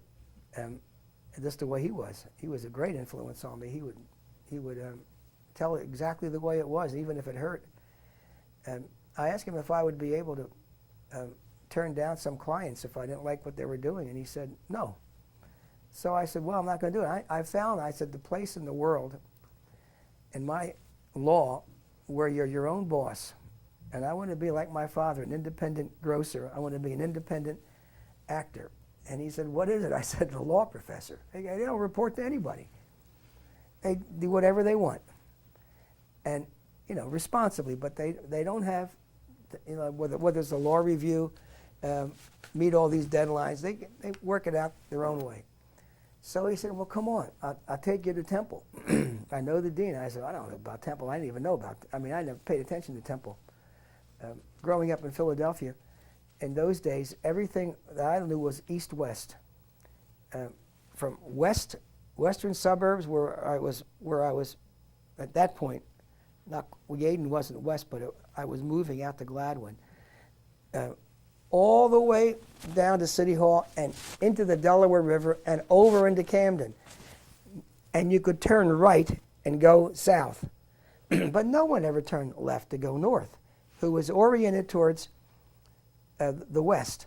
In fact, all the public transportation either went east-west or north-south, broad streets. And the culture, Temple was totally north-south. All its students came from the north or the south on the Broad Street subway, and there were not expressways at that point. So I said, okay, I'll go and talk to them. But then I also, pardon me, I talked to them, and lo and behold, I ended up at Temple Law School. And after 1 year, in fact, after 3 months, there was a cabal to get rid of the dean. And I couldn't stand that kind of stuff. I went to the vice president of academic affairs, like the provost, and told him I want a leave of absence. He said, "What do you mean you want a leave of absence? You only have a 1-year contract. How can you get a leave of absence when there's nothing to leave from?" I said, "I still want a leave of absence." Anyway, the two of us somehow hit it off. He was a very conservative guy, Paul Anderson. Again, became one of my mentors. He gave me the leave. I went to Yale. I went up with, I wanted to go up there and really expand my horizons now with McDougall and Lasswell. And it turns out that while I was there, Anderson kept calling me to ask me who should be the dean. And I finally gave him, I went through a lot of names with him and finally told him, I think, as what I've seen so far, if you want to really elevate the place academically, Mel Shim, S-H-I-M-M, from Duke, whom I knew well. I knew a lot of them at Duke, but he was, I thought, really a classy guy. And he was offered the job eventually, but he turned it down because his wife wanted to resume her psychiatric practice, having raised the children. It was like, that was 1965. And so I mention that because then I became a fairly hot prospect. I had offers from all around the country through McDougall. And Anderson got me to come back to Temple, and I think he raised my salary 50%. It wasn't very much to begin with, but 50% was a lot. And he advanced me to an associate professorship. I didn't ask for anything. It wasn't as though I was asking. He was just doing this. So I came back, and I worked very hard. That's when I took my first trip abroad. I went to, in 1967, back at Temple in 65. 2 years later, teaching a lot of international courses, I went to India for the State Department. And on the way over, after going to Geneva for a meeting, I stopped in Athens just overnight because the junta had taken over Greece, the military, and they wanted to talk to me about putting a summer program in law there. And I remember being met at the airport and going through, and this is the first experience in Greece. Landing, I said, man, this is beautiful. My parents never told me about this. How gorgeous. This is like San Francisco, but even prettier. And I go there, and to make a long story short, I would not agree to do what they wanted. They had their machine guns to all that. Because they had arrested Stelios Nestor, N-E-S-T-O-R, who was a graduate student at Penn Law School when I was a senior. They arrested him, and they had given him the phalange treatment, beating to his feet, because they claimed he was trying to overthrow the military regime. And it's, I hate to put all these asides, but it's so interesting that I opened that program the year after the junta was overthrown. In fact, 3 days after the junta was overthrown, I met the rector of the university. They call him the rector there. It's like the vice chancellor or the provost. And we agreed on a program. But we had waited until after the junta was overthrown in 1973, and the program began in 75. In the first year of the program, I went over and taught one of the courses, and I had Stelios Nestor, and this is International Protection of Human Rights course, Stelios Nestor come in and teach his case, because it was a very well-known case in the books. And what he did was eventually to take us to the Alos prison, the major prison in Athens. You know, in Europe, in most places, they have a political wing and a criminal wing. And he was in the political wing. I mean, he was put all over Greece, but that's where he ended up. And he had told me that, he told the class that his jailer had said, "You're a very respectable man." He was a law professor, a lawyer. "We don't have anything against you. We're just doing our job." Remember, superior orders, thinking of Nuremberg. And today, it's you. Tomorrow, it'll be your it'll be those who put you here. You know, what goes around comes around. He took us to the prison. And the same jailer was there. He came out to see him. And guess who was in his cell? One of the 4 junta leaders was in his cell. What goes around comes around. Another illustration, a very poignant illustration. Anyway, so I got to Greece at that point in 1967. We went back in 1971 for a 8-month study leave. At that point, I had published the what's known as the Liakoris report, the bar exam, that had been made public just the day before we left the country. And Vice President Agnew, I know, attacked me around the country for having no interest in standards by having reduced quality to let blacks in. So I pointed out that he's a graduate of Baltimore, which is an unapproved law school. What does he know about quality? Oh, I did that. I wasn't going to take anything from Spiro Agnew at the time. And he was a Greek, and the Greeks loved him. One of the reasons that the Greeks have always, that some of them have always had it against me, is because I did put him in short pants. But at any rate, Baltimore since has been accredited, has been approved. Now, going from there to from 67 and 71, we spent that year in that 8 months in Europe and Athens and other parts of Greece, and you could see the repression, what a dictatorship meant. I mean, it wasn't the same as my living there all the time, but I knew you couldn't do certain things. People couldn't talk a certain way. And later, when I went to the Soviet Union on behalf of Sharansky, was 9th-month anniversary of his incarceration, when they had to read charges under their constitution, I saw what it was like to have a not sort of a petty dictatorship like the Greeks had, but a very sophisticated one, where you could not even leave your taxi cab. You couldn't open the door because the KGB would come right up against your door just to intimidate, because we were agitating while we were over there. All these things, the common theme is that all these things have led over a period of time to my values, the values that very much that my parents had instilled in us in their own way. And the interest in international reached a point where we opened, in law school, we opened a summer program in Ghana, in Israel, in Greece, and in Rome. And we had faculty from the first 3 coming to Temple Law School. For instance, Aaron Barak was the dean at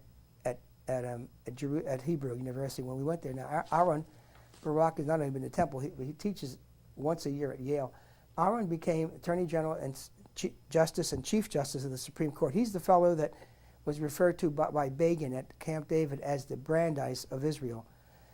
His successor, Yitzhak Zamir, followed the same. These are the people we negotiated, I went over to negotiate a deal with. He became Attorney General and Justice. And Yehuda Blum became UN Ambassador. In the case of Greece and Ghana, there's a comparable guy in each one. Each had a junta, each got rid of the junta, and each had a new constitution prepared. Spiliotopoulos wrote the Greek constitution, and John Doe wrote the Ghanaian constitution. I brought them together, and they discussed in that process. They were both teaching for us and overseas. ideas. They both had, for instance, a clause that you cannot suspend this Constitution because the dictatorships always suspend the Constitution. There was a clause in there. Well, Spiliotopoulos, the Greeks ended up getting rid of the junta for good. Whereas in Ghana, after 3 years, Rawlings took over the country in 1981, and he started killing people. And John Doe ended up with us here. We had to bring him over here, and he's retiring now, very distinguished. The point is that I have found that the commonality in interests and of challenges run across national lines. We tend to only think of ourselves as lawyers within a very narrow jurisdiction. But the issues are very comparable, even though the language may be different, even though it's characterized a different way. And in the case of the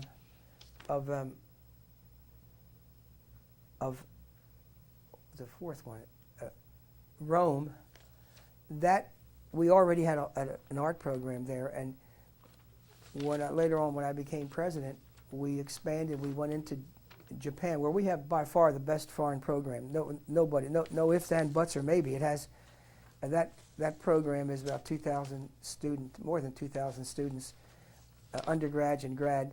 There's a law program. The only semester abroad that's not in England in law schools is the one we have in Japan, and that is there are 10 applicants for each of those seats from around the country. It's a very successful program. Our program in China, when I had 2 meetings with Jiang Zemin. The second one was 2 weeks before Clinton got there in the same compound, and we spent an hour together. And he said it was the first time in 5,000 years they were permitting any foreign university to grant their law degree to Chinese lawyers and judges within China. Now that program is a 2-year program, and it requires a summer in Philadelphia, but it's very successful. And again, in Korea, the same. We signed the agreement. The one in China is law, but the one in Korea and Japan, across the board, we suspended the Korean program because of the financial disaster that occurred on the foreign exchange about 4 years ago. But if you see, there's a common thread of that international. But at the same time, when I became dean, we built up our legal aid office, and we made it a full-service operation for area clients, not class action cases, but really mundane civil representation, the kind of legal or criminal I was doing as a law student. We opened clinical programs. We began preclinical programs, and we emphasized more and more the admissions process, and we created basically what the Supreme Court did in Bakke was to ratify our program. They referred to the Harvard program, but it was our program that was really the alternative to the Davis program that they had technically before them. And by emphasizing issues like the Soviet Jewry, blacks in inner cities, all of those issues that really have taken up most of my time, you can see a common thread there of an intensely local and personalized agenda, not international, but very local. And that's consistent with my theory that life is a series of concentric circles. It's a process of it's not something static, but it's an ongoing process. And that while at any given point you might take a snapshot and see something more as a regional or a corporate matter rather than a human or a intensely local or an international matter, but eventually you can, if with the right kind of functional approach, you can understand all of them and deal with all of them. And that's where McDougall and Lasswell became the most important influences, certainly in my adult life, in giving me the theoretical framework to be able to understand this, to deal within it, and eventually to help shape an institution along those lines without many people knowing McDougall and Lasswell. So. Now, you talk about your both domestic and international and how there's a tie between the two of them. Which of the domestic experiences and which of the international experiences are you most proud of that you would point to and say, this in my life, is it too tough to? I've never looked at life that way. I've never looked at what I'm proud of and what I'm not. I know I can tell you a lot of mistakes I've made, and I know I'm very hard to interview because I tend to go off in a manner to take related issues. But I would try to answer that. I really don't have such great. I can't point to things and say I think I did a good job or not. I know that I could do things a lot better. I think the most important reason for my success, to the extent I've been successful, is that I have had a knack all my life of getting people around me who are smarter, better, more sensitive, more articulate. I've been unbelievably lucky in knowing how to pick people. So if you look at who's worked with me, my gosh, I mean, how could I not succeed with these people? I tend to listen to them much more than outsiders think. I'm arguing with them all the time, telling them, you're full of malarkey, but I'm taking their views very carefully and considering them. I think what I enjoy the most is working. I've always enjoyed working with individuals, with students in particular, which is why I'm teaching again full time, watching them develop. Even something as mundane as coaching 11-year-olds in basketball. I mean, it's to teach them what it's like to be part of a group, a team, when some of them are only child in the family, very self-centered. I had this year 9 kids, including my grandson, who's a very good ball player. He's the best one of that league. But he didn't play any more than anybody else played, because everybody played played half of the game, but half of each quarter. So if you break a game down into quarters, it's really 8 parts. So may have played 5 because there are 9. So you had some played 5 and some played 4. But 4 of the youngsters were not even 4 feet 6. And we're dealing with one team that had a player 5 feet 11 and a ball player. Now, how do you get these 4 foot 6 inch kids to feel as though they're part of the team? First of all, they take a shot. They can't reach the basket. They can, but it's with a. Now we had to give them their roles. Their roles were to drive the dribblers crazy. Just the little guys. They can go just take the ball away, jump on it. Well, to see them develop over a period of 3 months into a cohesive unit, and to win the big game of the year with the conference championship, and for every one of them to feel as though he contributed, I think is one of my major accomplishments. I think that's more important than, and they're going to leave now. They may have learned a little bit about basketball, but they learned something more importantly, that 9 plus 3, the 3 coaches, equals a lot more than 12 if you work together. And that is something I didn't grasp playing ball as a youngster. I was always a team-oriented guy, but I never thought of it in those terms. I just thought that, you just try your best for the team. But with my kids, I explained to them these things. We're going to try to demonstrate that 9 and plus 3 is equal to more than 12. Mm-hmm. It equals a big 1. I guess I hate to disappoint you by not. No, that's fine. Else. No, that's great. I like that answer. I just want to move on to your time as a dean and just ask a few specific questions about how you became dean and how, if you were prepared for it, what were the new challenges you faced as dean as opposed to professor, and how your legal education had prepared. Well, if I had not been exposed to McDougall and Lasswell, I would not have been prepared. I would have not done a good job as dean. But I knew what I thought, where I thought legal education should go. It should be much broader than simply training the brightest youngsters to become lawyers. It should include who the best are throughout the larger community. Secondly, the education should be more than simply a matter of 3 years of constant refining of the term DUE. It should be with or without process.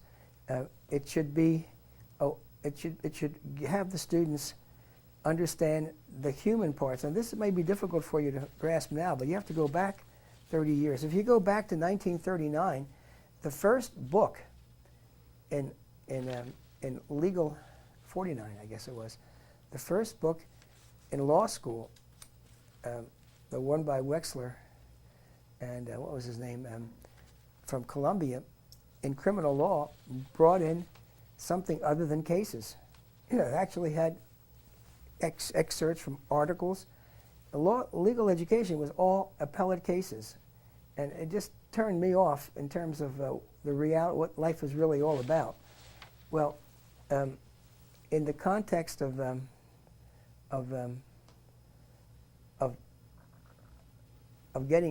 going over at the Temple. By the way, I didn't mention that Philip Meacham, who was my agency teacher at Temple, and also my, I think I had him for trusts, I brought over there to be, when he retired here, to teach a trust and estates at Temple.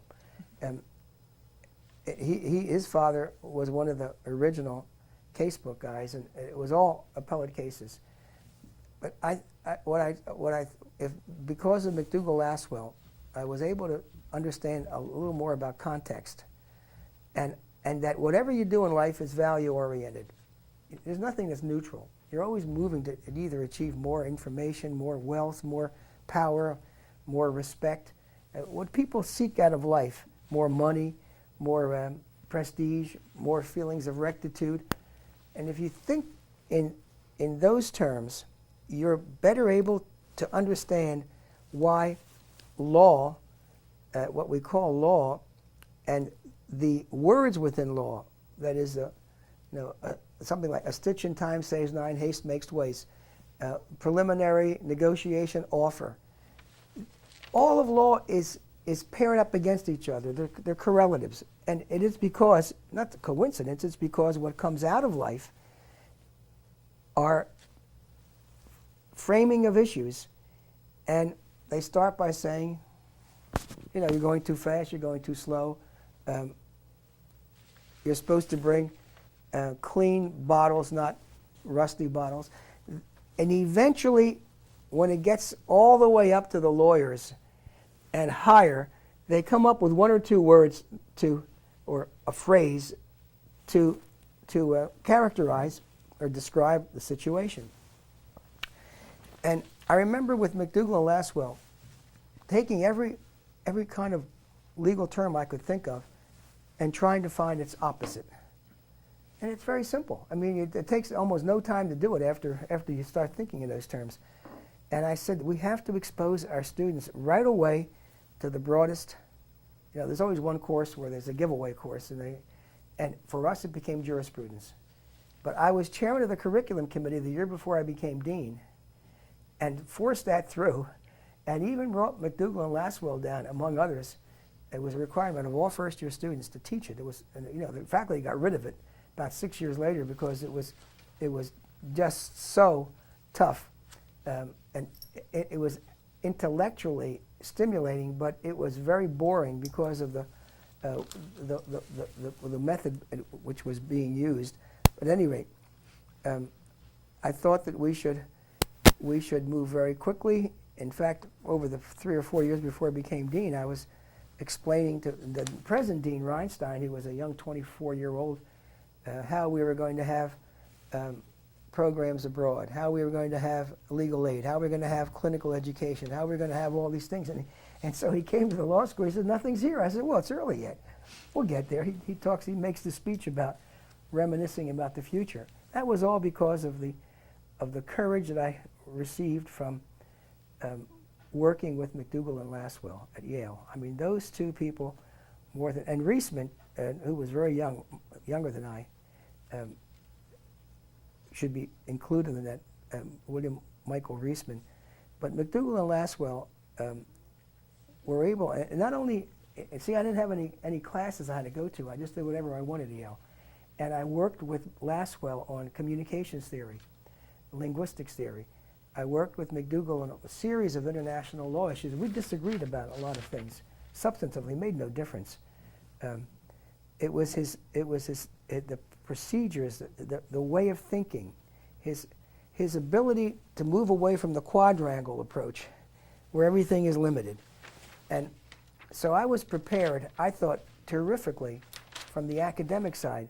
Well, within 6 weeks, though, of becoming dean, the entire place burned down. The law building, everything burned down. And it was during a strike. And the president, then the president who appointed me to dean, the fellow who wouldn't give me the leave at first and gave me the leave and wanted to get a good dean, and later became the president, and he appointed me dean eventually after a year's search. And he went to his grave convinced that it was the international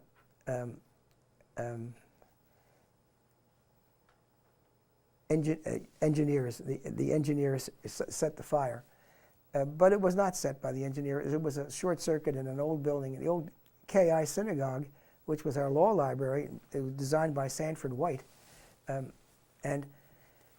it turned out to be my first test, and I saw this as a great opportunity for the law school, and we were able to have thousands of people come in with the book brigades to save the books. We were able to, the fire took place 2 days after the announcement that 3 women and 3 blacks had been appointed to the faculty within 6 weeks. Dolores Sloviter was one of them, Dolores Corman Sloviter. Pat Swigert, who's now president of Howard University, Drew Days, who was a solicitor general. And these are people who would not be considered for most law schools because, first, they were black. Secondly, they didn't have the traditional step, to go from here to a federal clerkship to a Supreme Court clerkship and over, like Kurt Reitz, for instance, who was my classmate at Gunn. And so from that fire and the enormous publicity that we received and how we ended up getting a bonanza of insurance money, and we accelerated the completion of a new building with tremendous support from the state. And at that point, Nixon's getting impeached.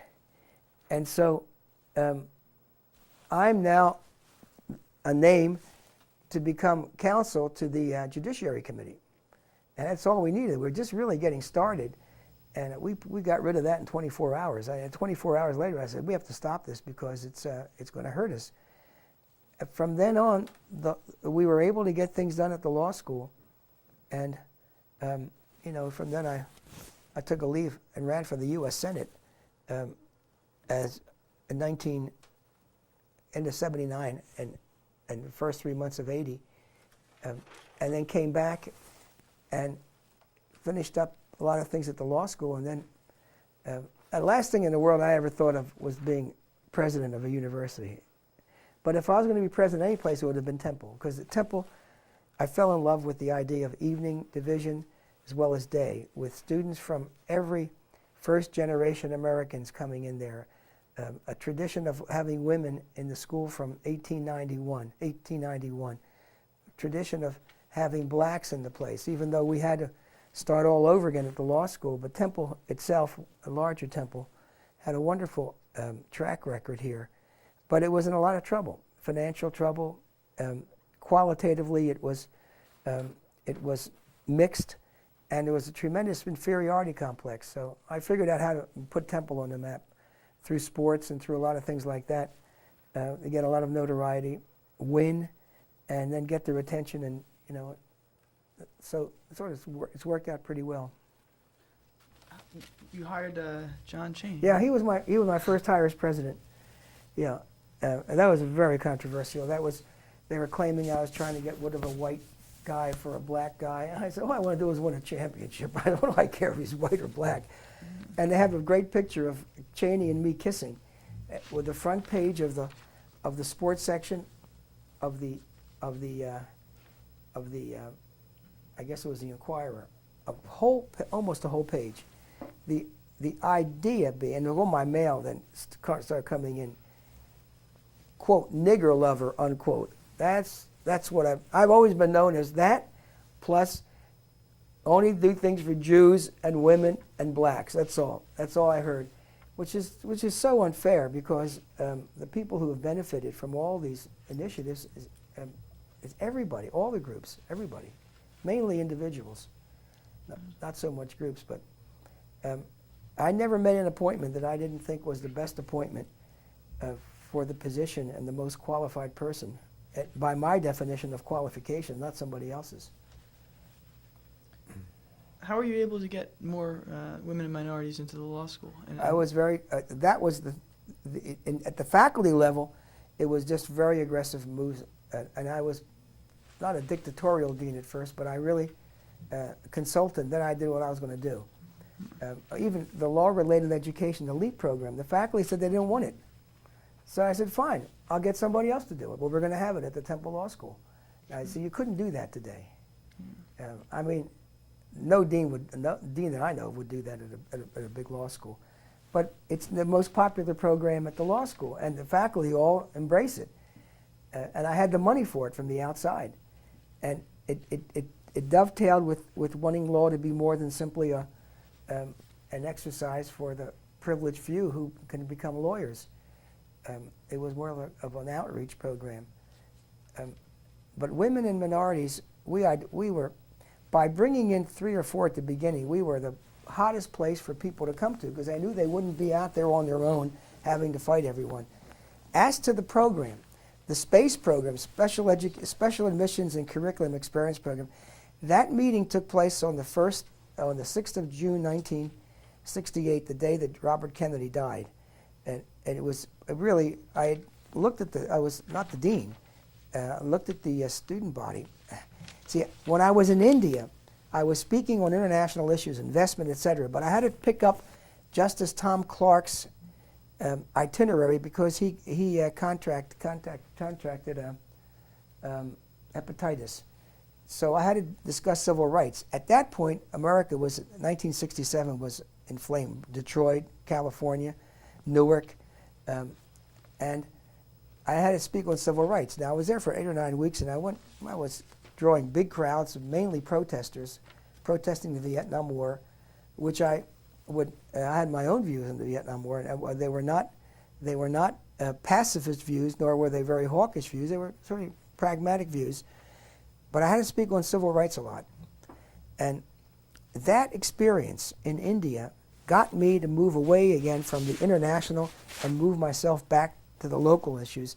So by the time I became dean, I was big on this local stuff. Now, in 1968, after I came back from India, I started looking at all of our programs. And I found there were 2 blacks in the student body. The student body in those days was about 580. There were 3 women. 5 out of the 500 and some were blacks or women.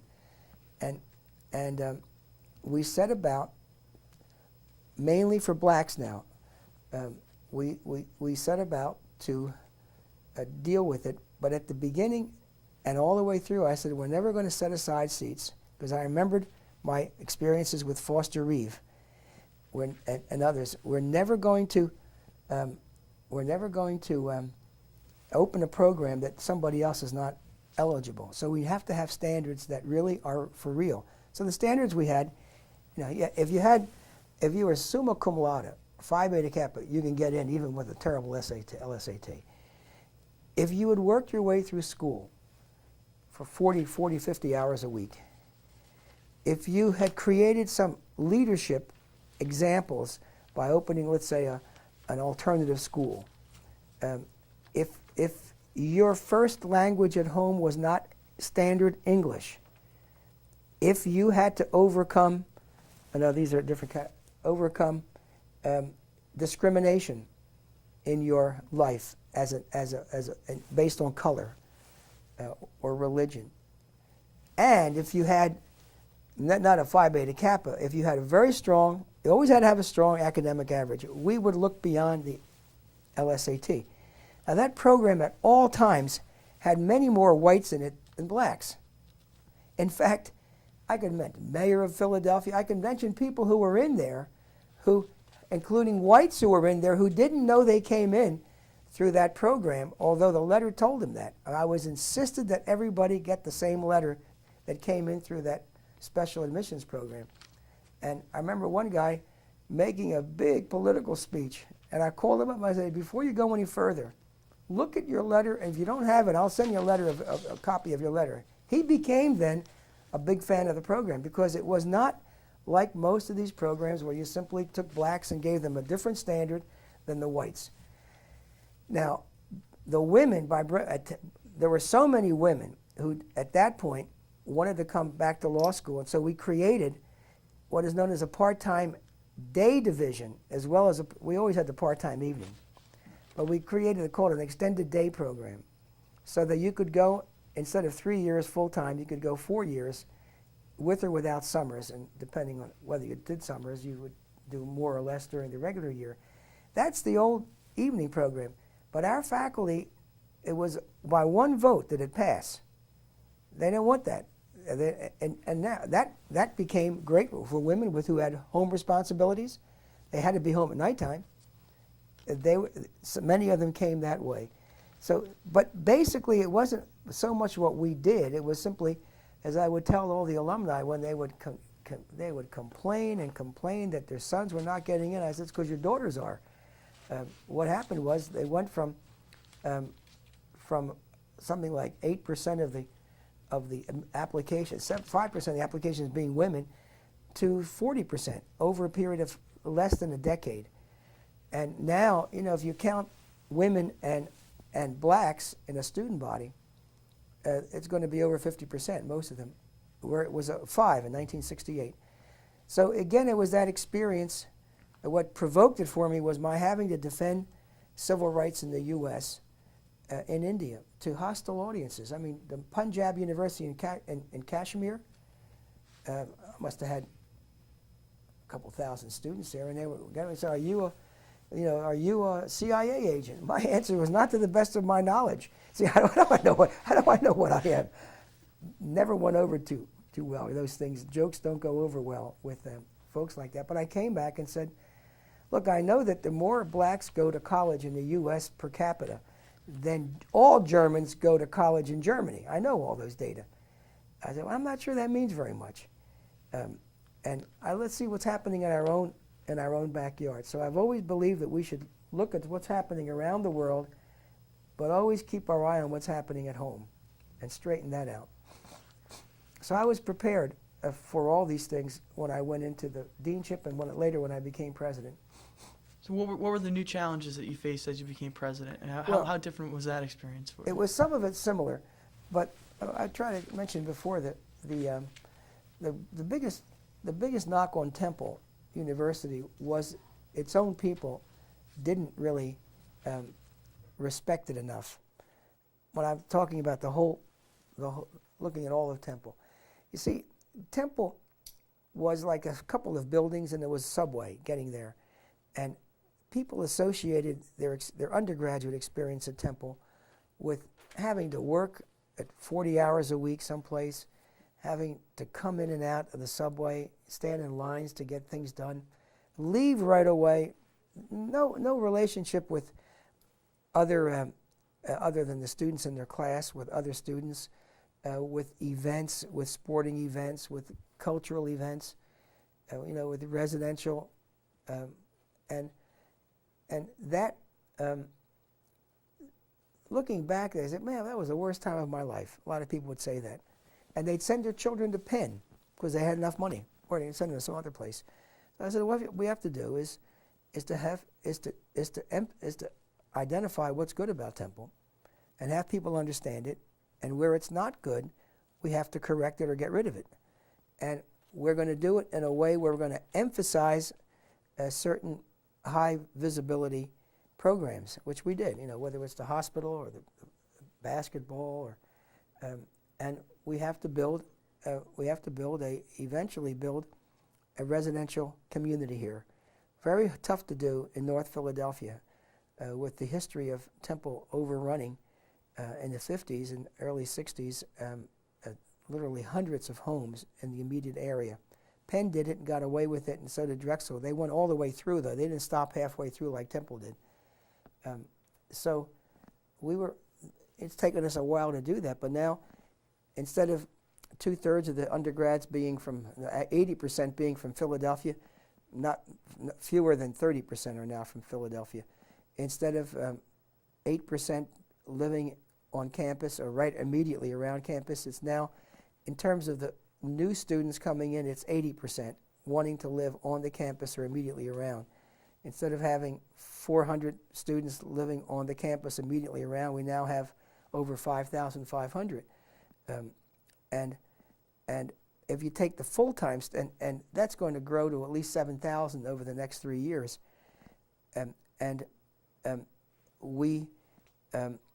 Temple has always had a very strong array of groups represented. It used to be that you were never over 8%, and if you were over 8% black, you were 92%. There wasn't anything in between. You don't find 20% places with 20% blacks. They were either black or they weren't. And we were able to get to about 17% black. I think when I went in, I think it's 21% now. At the same time, the Asian community started to come in, and there's some antipathy historically between the two groups on campuses. Not so much on our campus, but around the country, they tend to go to different places. I think about 14% of our students now are Asian background. But Temple would have more first-generation Cambodians, Laotians than second-generation Chinese. Penn would probably have the opposite. So Temple, we have an enormous Russian population, new Russians. It's always been the case that Temple has been the place for the immigrants to come to school, the children of the immigrants. Today, though, the immigrants come in from India. They come in as middle-class Republicans. They don't come in as little washing cars, voting for Franklin D. Roosevelt like 40, 60 years ago.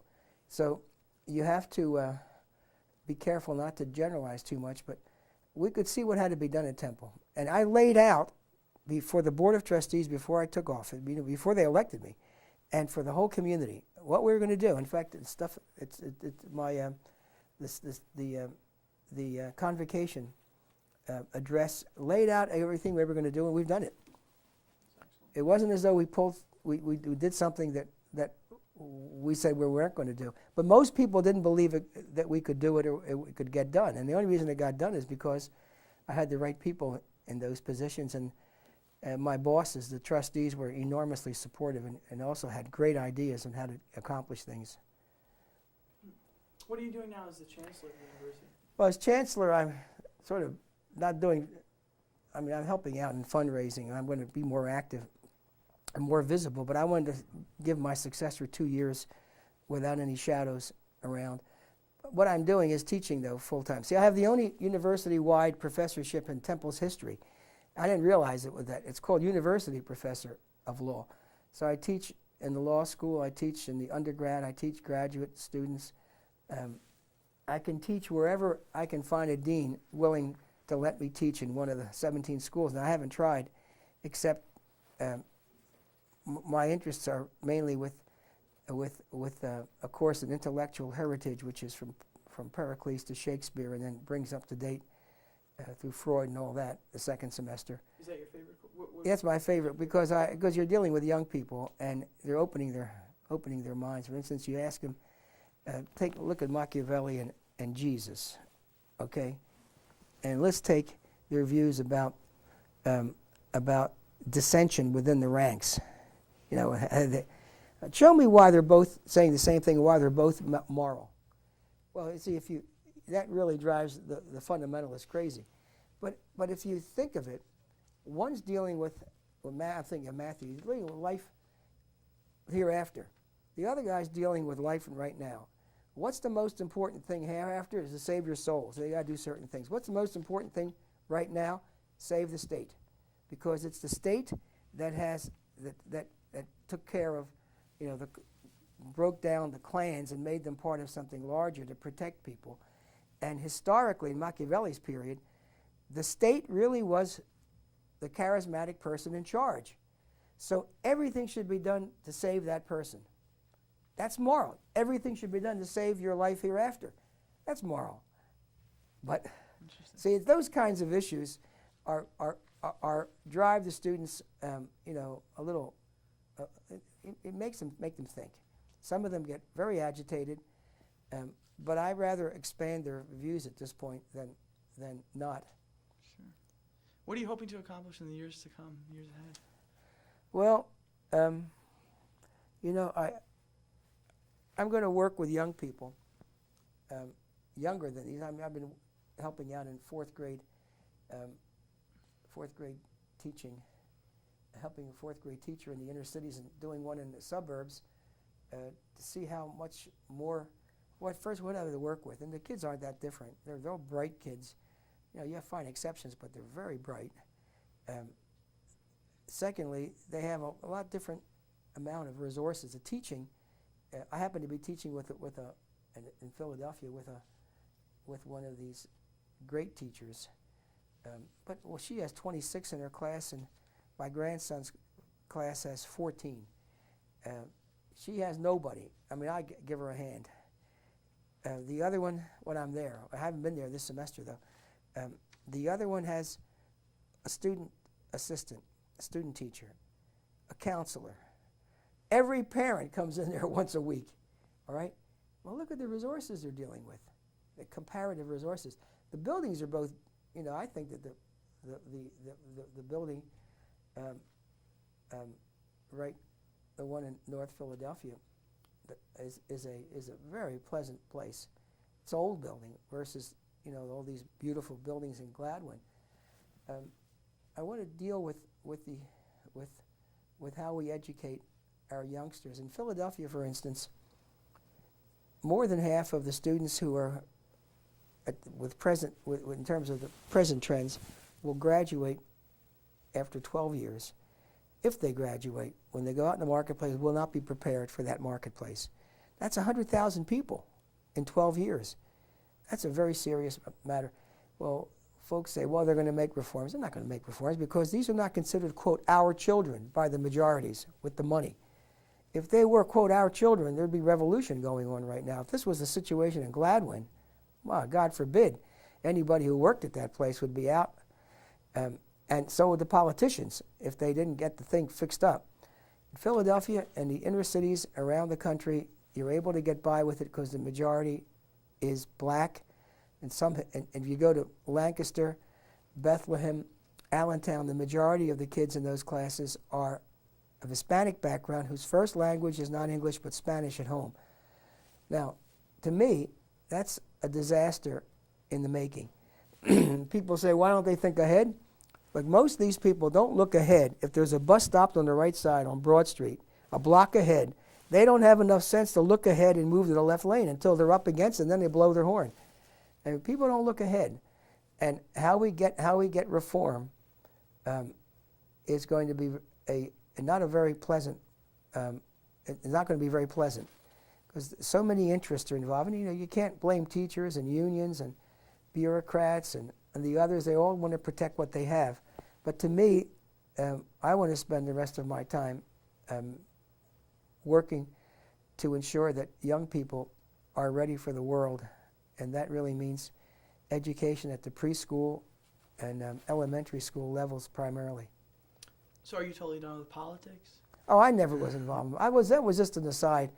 I don't know how I ever did that. Of course, if I stayed in politics, if I'd run again, I would have won because I had very strong followings. Even though they might be 4 or 5% of the vote, they were terrified, the politicians, that I was going to run again. And I really didn't. It's not something that I never really wanted to be in politics because you have to answer to everybody. You have to run every 2 years or every 4 years. In other words, you're always running, and you're always worried about losing your job. Most people spend most of their lives worrying how they're going to keep their job, keep what they have, and get a little more. And that is a recipe for disaster when it comes to leadership, because you've got to make decisions. And I know I was lucky. I didn't have to answer to anybody for all these years except basically a half dozen board members. There were 36, but just a few of them. And if I had to go have ratification votes, well, I did. But if I really had to do it the right way, I would say the second disaster. You know, there's an old story that when you give your successor 3 envelopes with something written in each envelope, but sealed, never to be opened. One's number 1, one's number 2, one's number 3. You know, after the first disaster you have, everything is ending. You might as well leave. There's no solution. Go to envelope number 1. You know what it says? It opened up, it says, blame me. And you know, the same with envelope 2. But envelope 3 says, write 3 envelopes. You get a couple of chances. In politics, you really don't get 2 chances. You get 1 chance. And then after a long delay, because of name recognition, you can make a comeback. But you need continuity if you're going to make change, structural change. So I will write. I'm going to do a lot of writing also, and I'm going to do more artistic things. I want to paint and work in areas expressing oneself other than verbally. Okay. Well, to conclude the interview, what advice would you give to students graduating this year from Penn Law? First of all, send money back. They're lucky to go to Penn Law School. It's a wonderful. Everything I know about Penn is just about everything I know about Penn today. It makes it quite comparable and probably even a more challenging experience than when I went to Penn Law School. And as I say, many of the things I treasure and have tried to emulate came from experiences here, from personalities here. But I've been blessed by being able to be exposed in my life to so many outstanding people. And you learn from outstanding people. You learn from people who are very, quote, small, unquote. I think what they should do after they come out of here is understand who they are, what their values are, what they think is important in life, and pursue them, pursue those things. To deviate from them in a major way for personal short-term gain will eventually, they'll see, eventually is not the way to go. But I wouldn't pontificate with them. I'd say, look, do your thing, be honest about what you do, and don't forget that you're part of something much larger and that you have the obligation to help the next generation get up to where you are. I wish you the very best, Jay. Thank you. I really enjoyed this interview, and thank you for giving me your time today. I'm sorry that it took so long to get together. Well, but it was my pleasure. Thank you very much, Thank Jay. you. Thank you.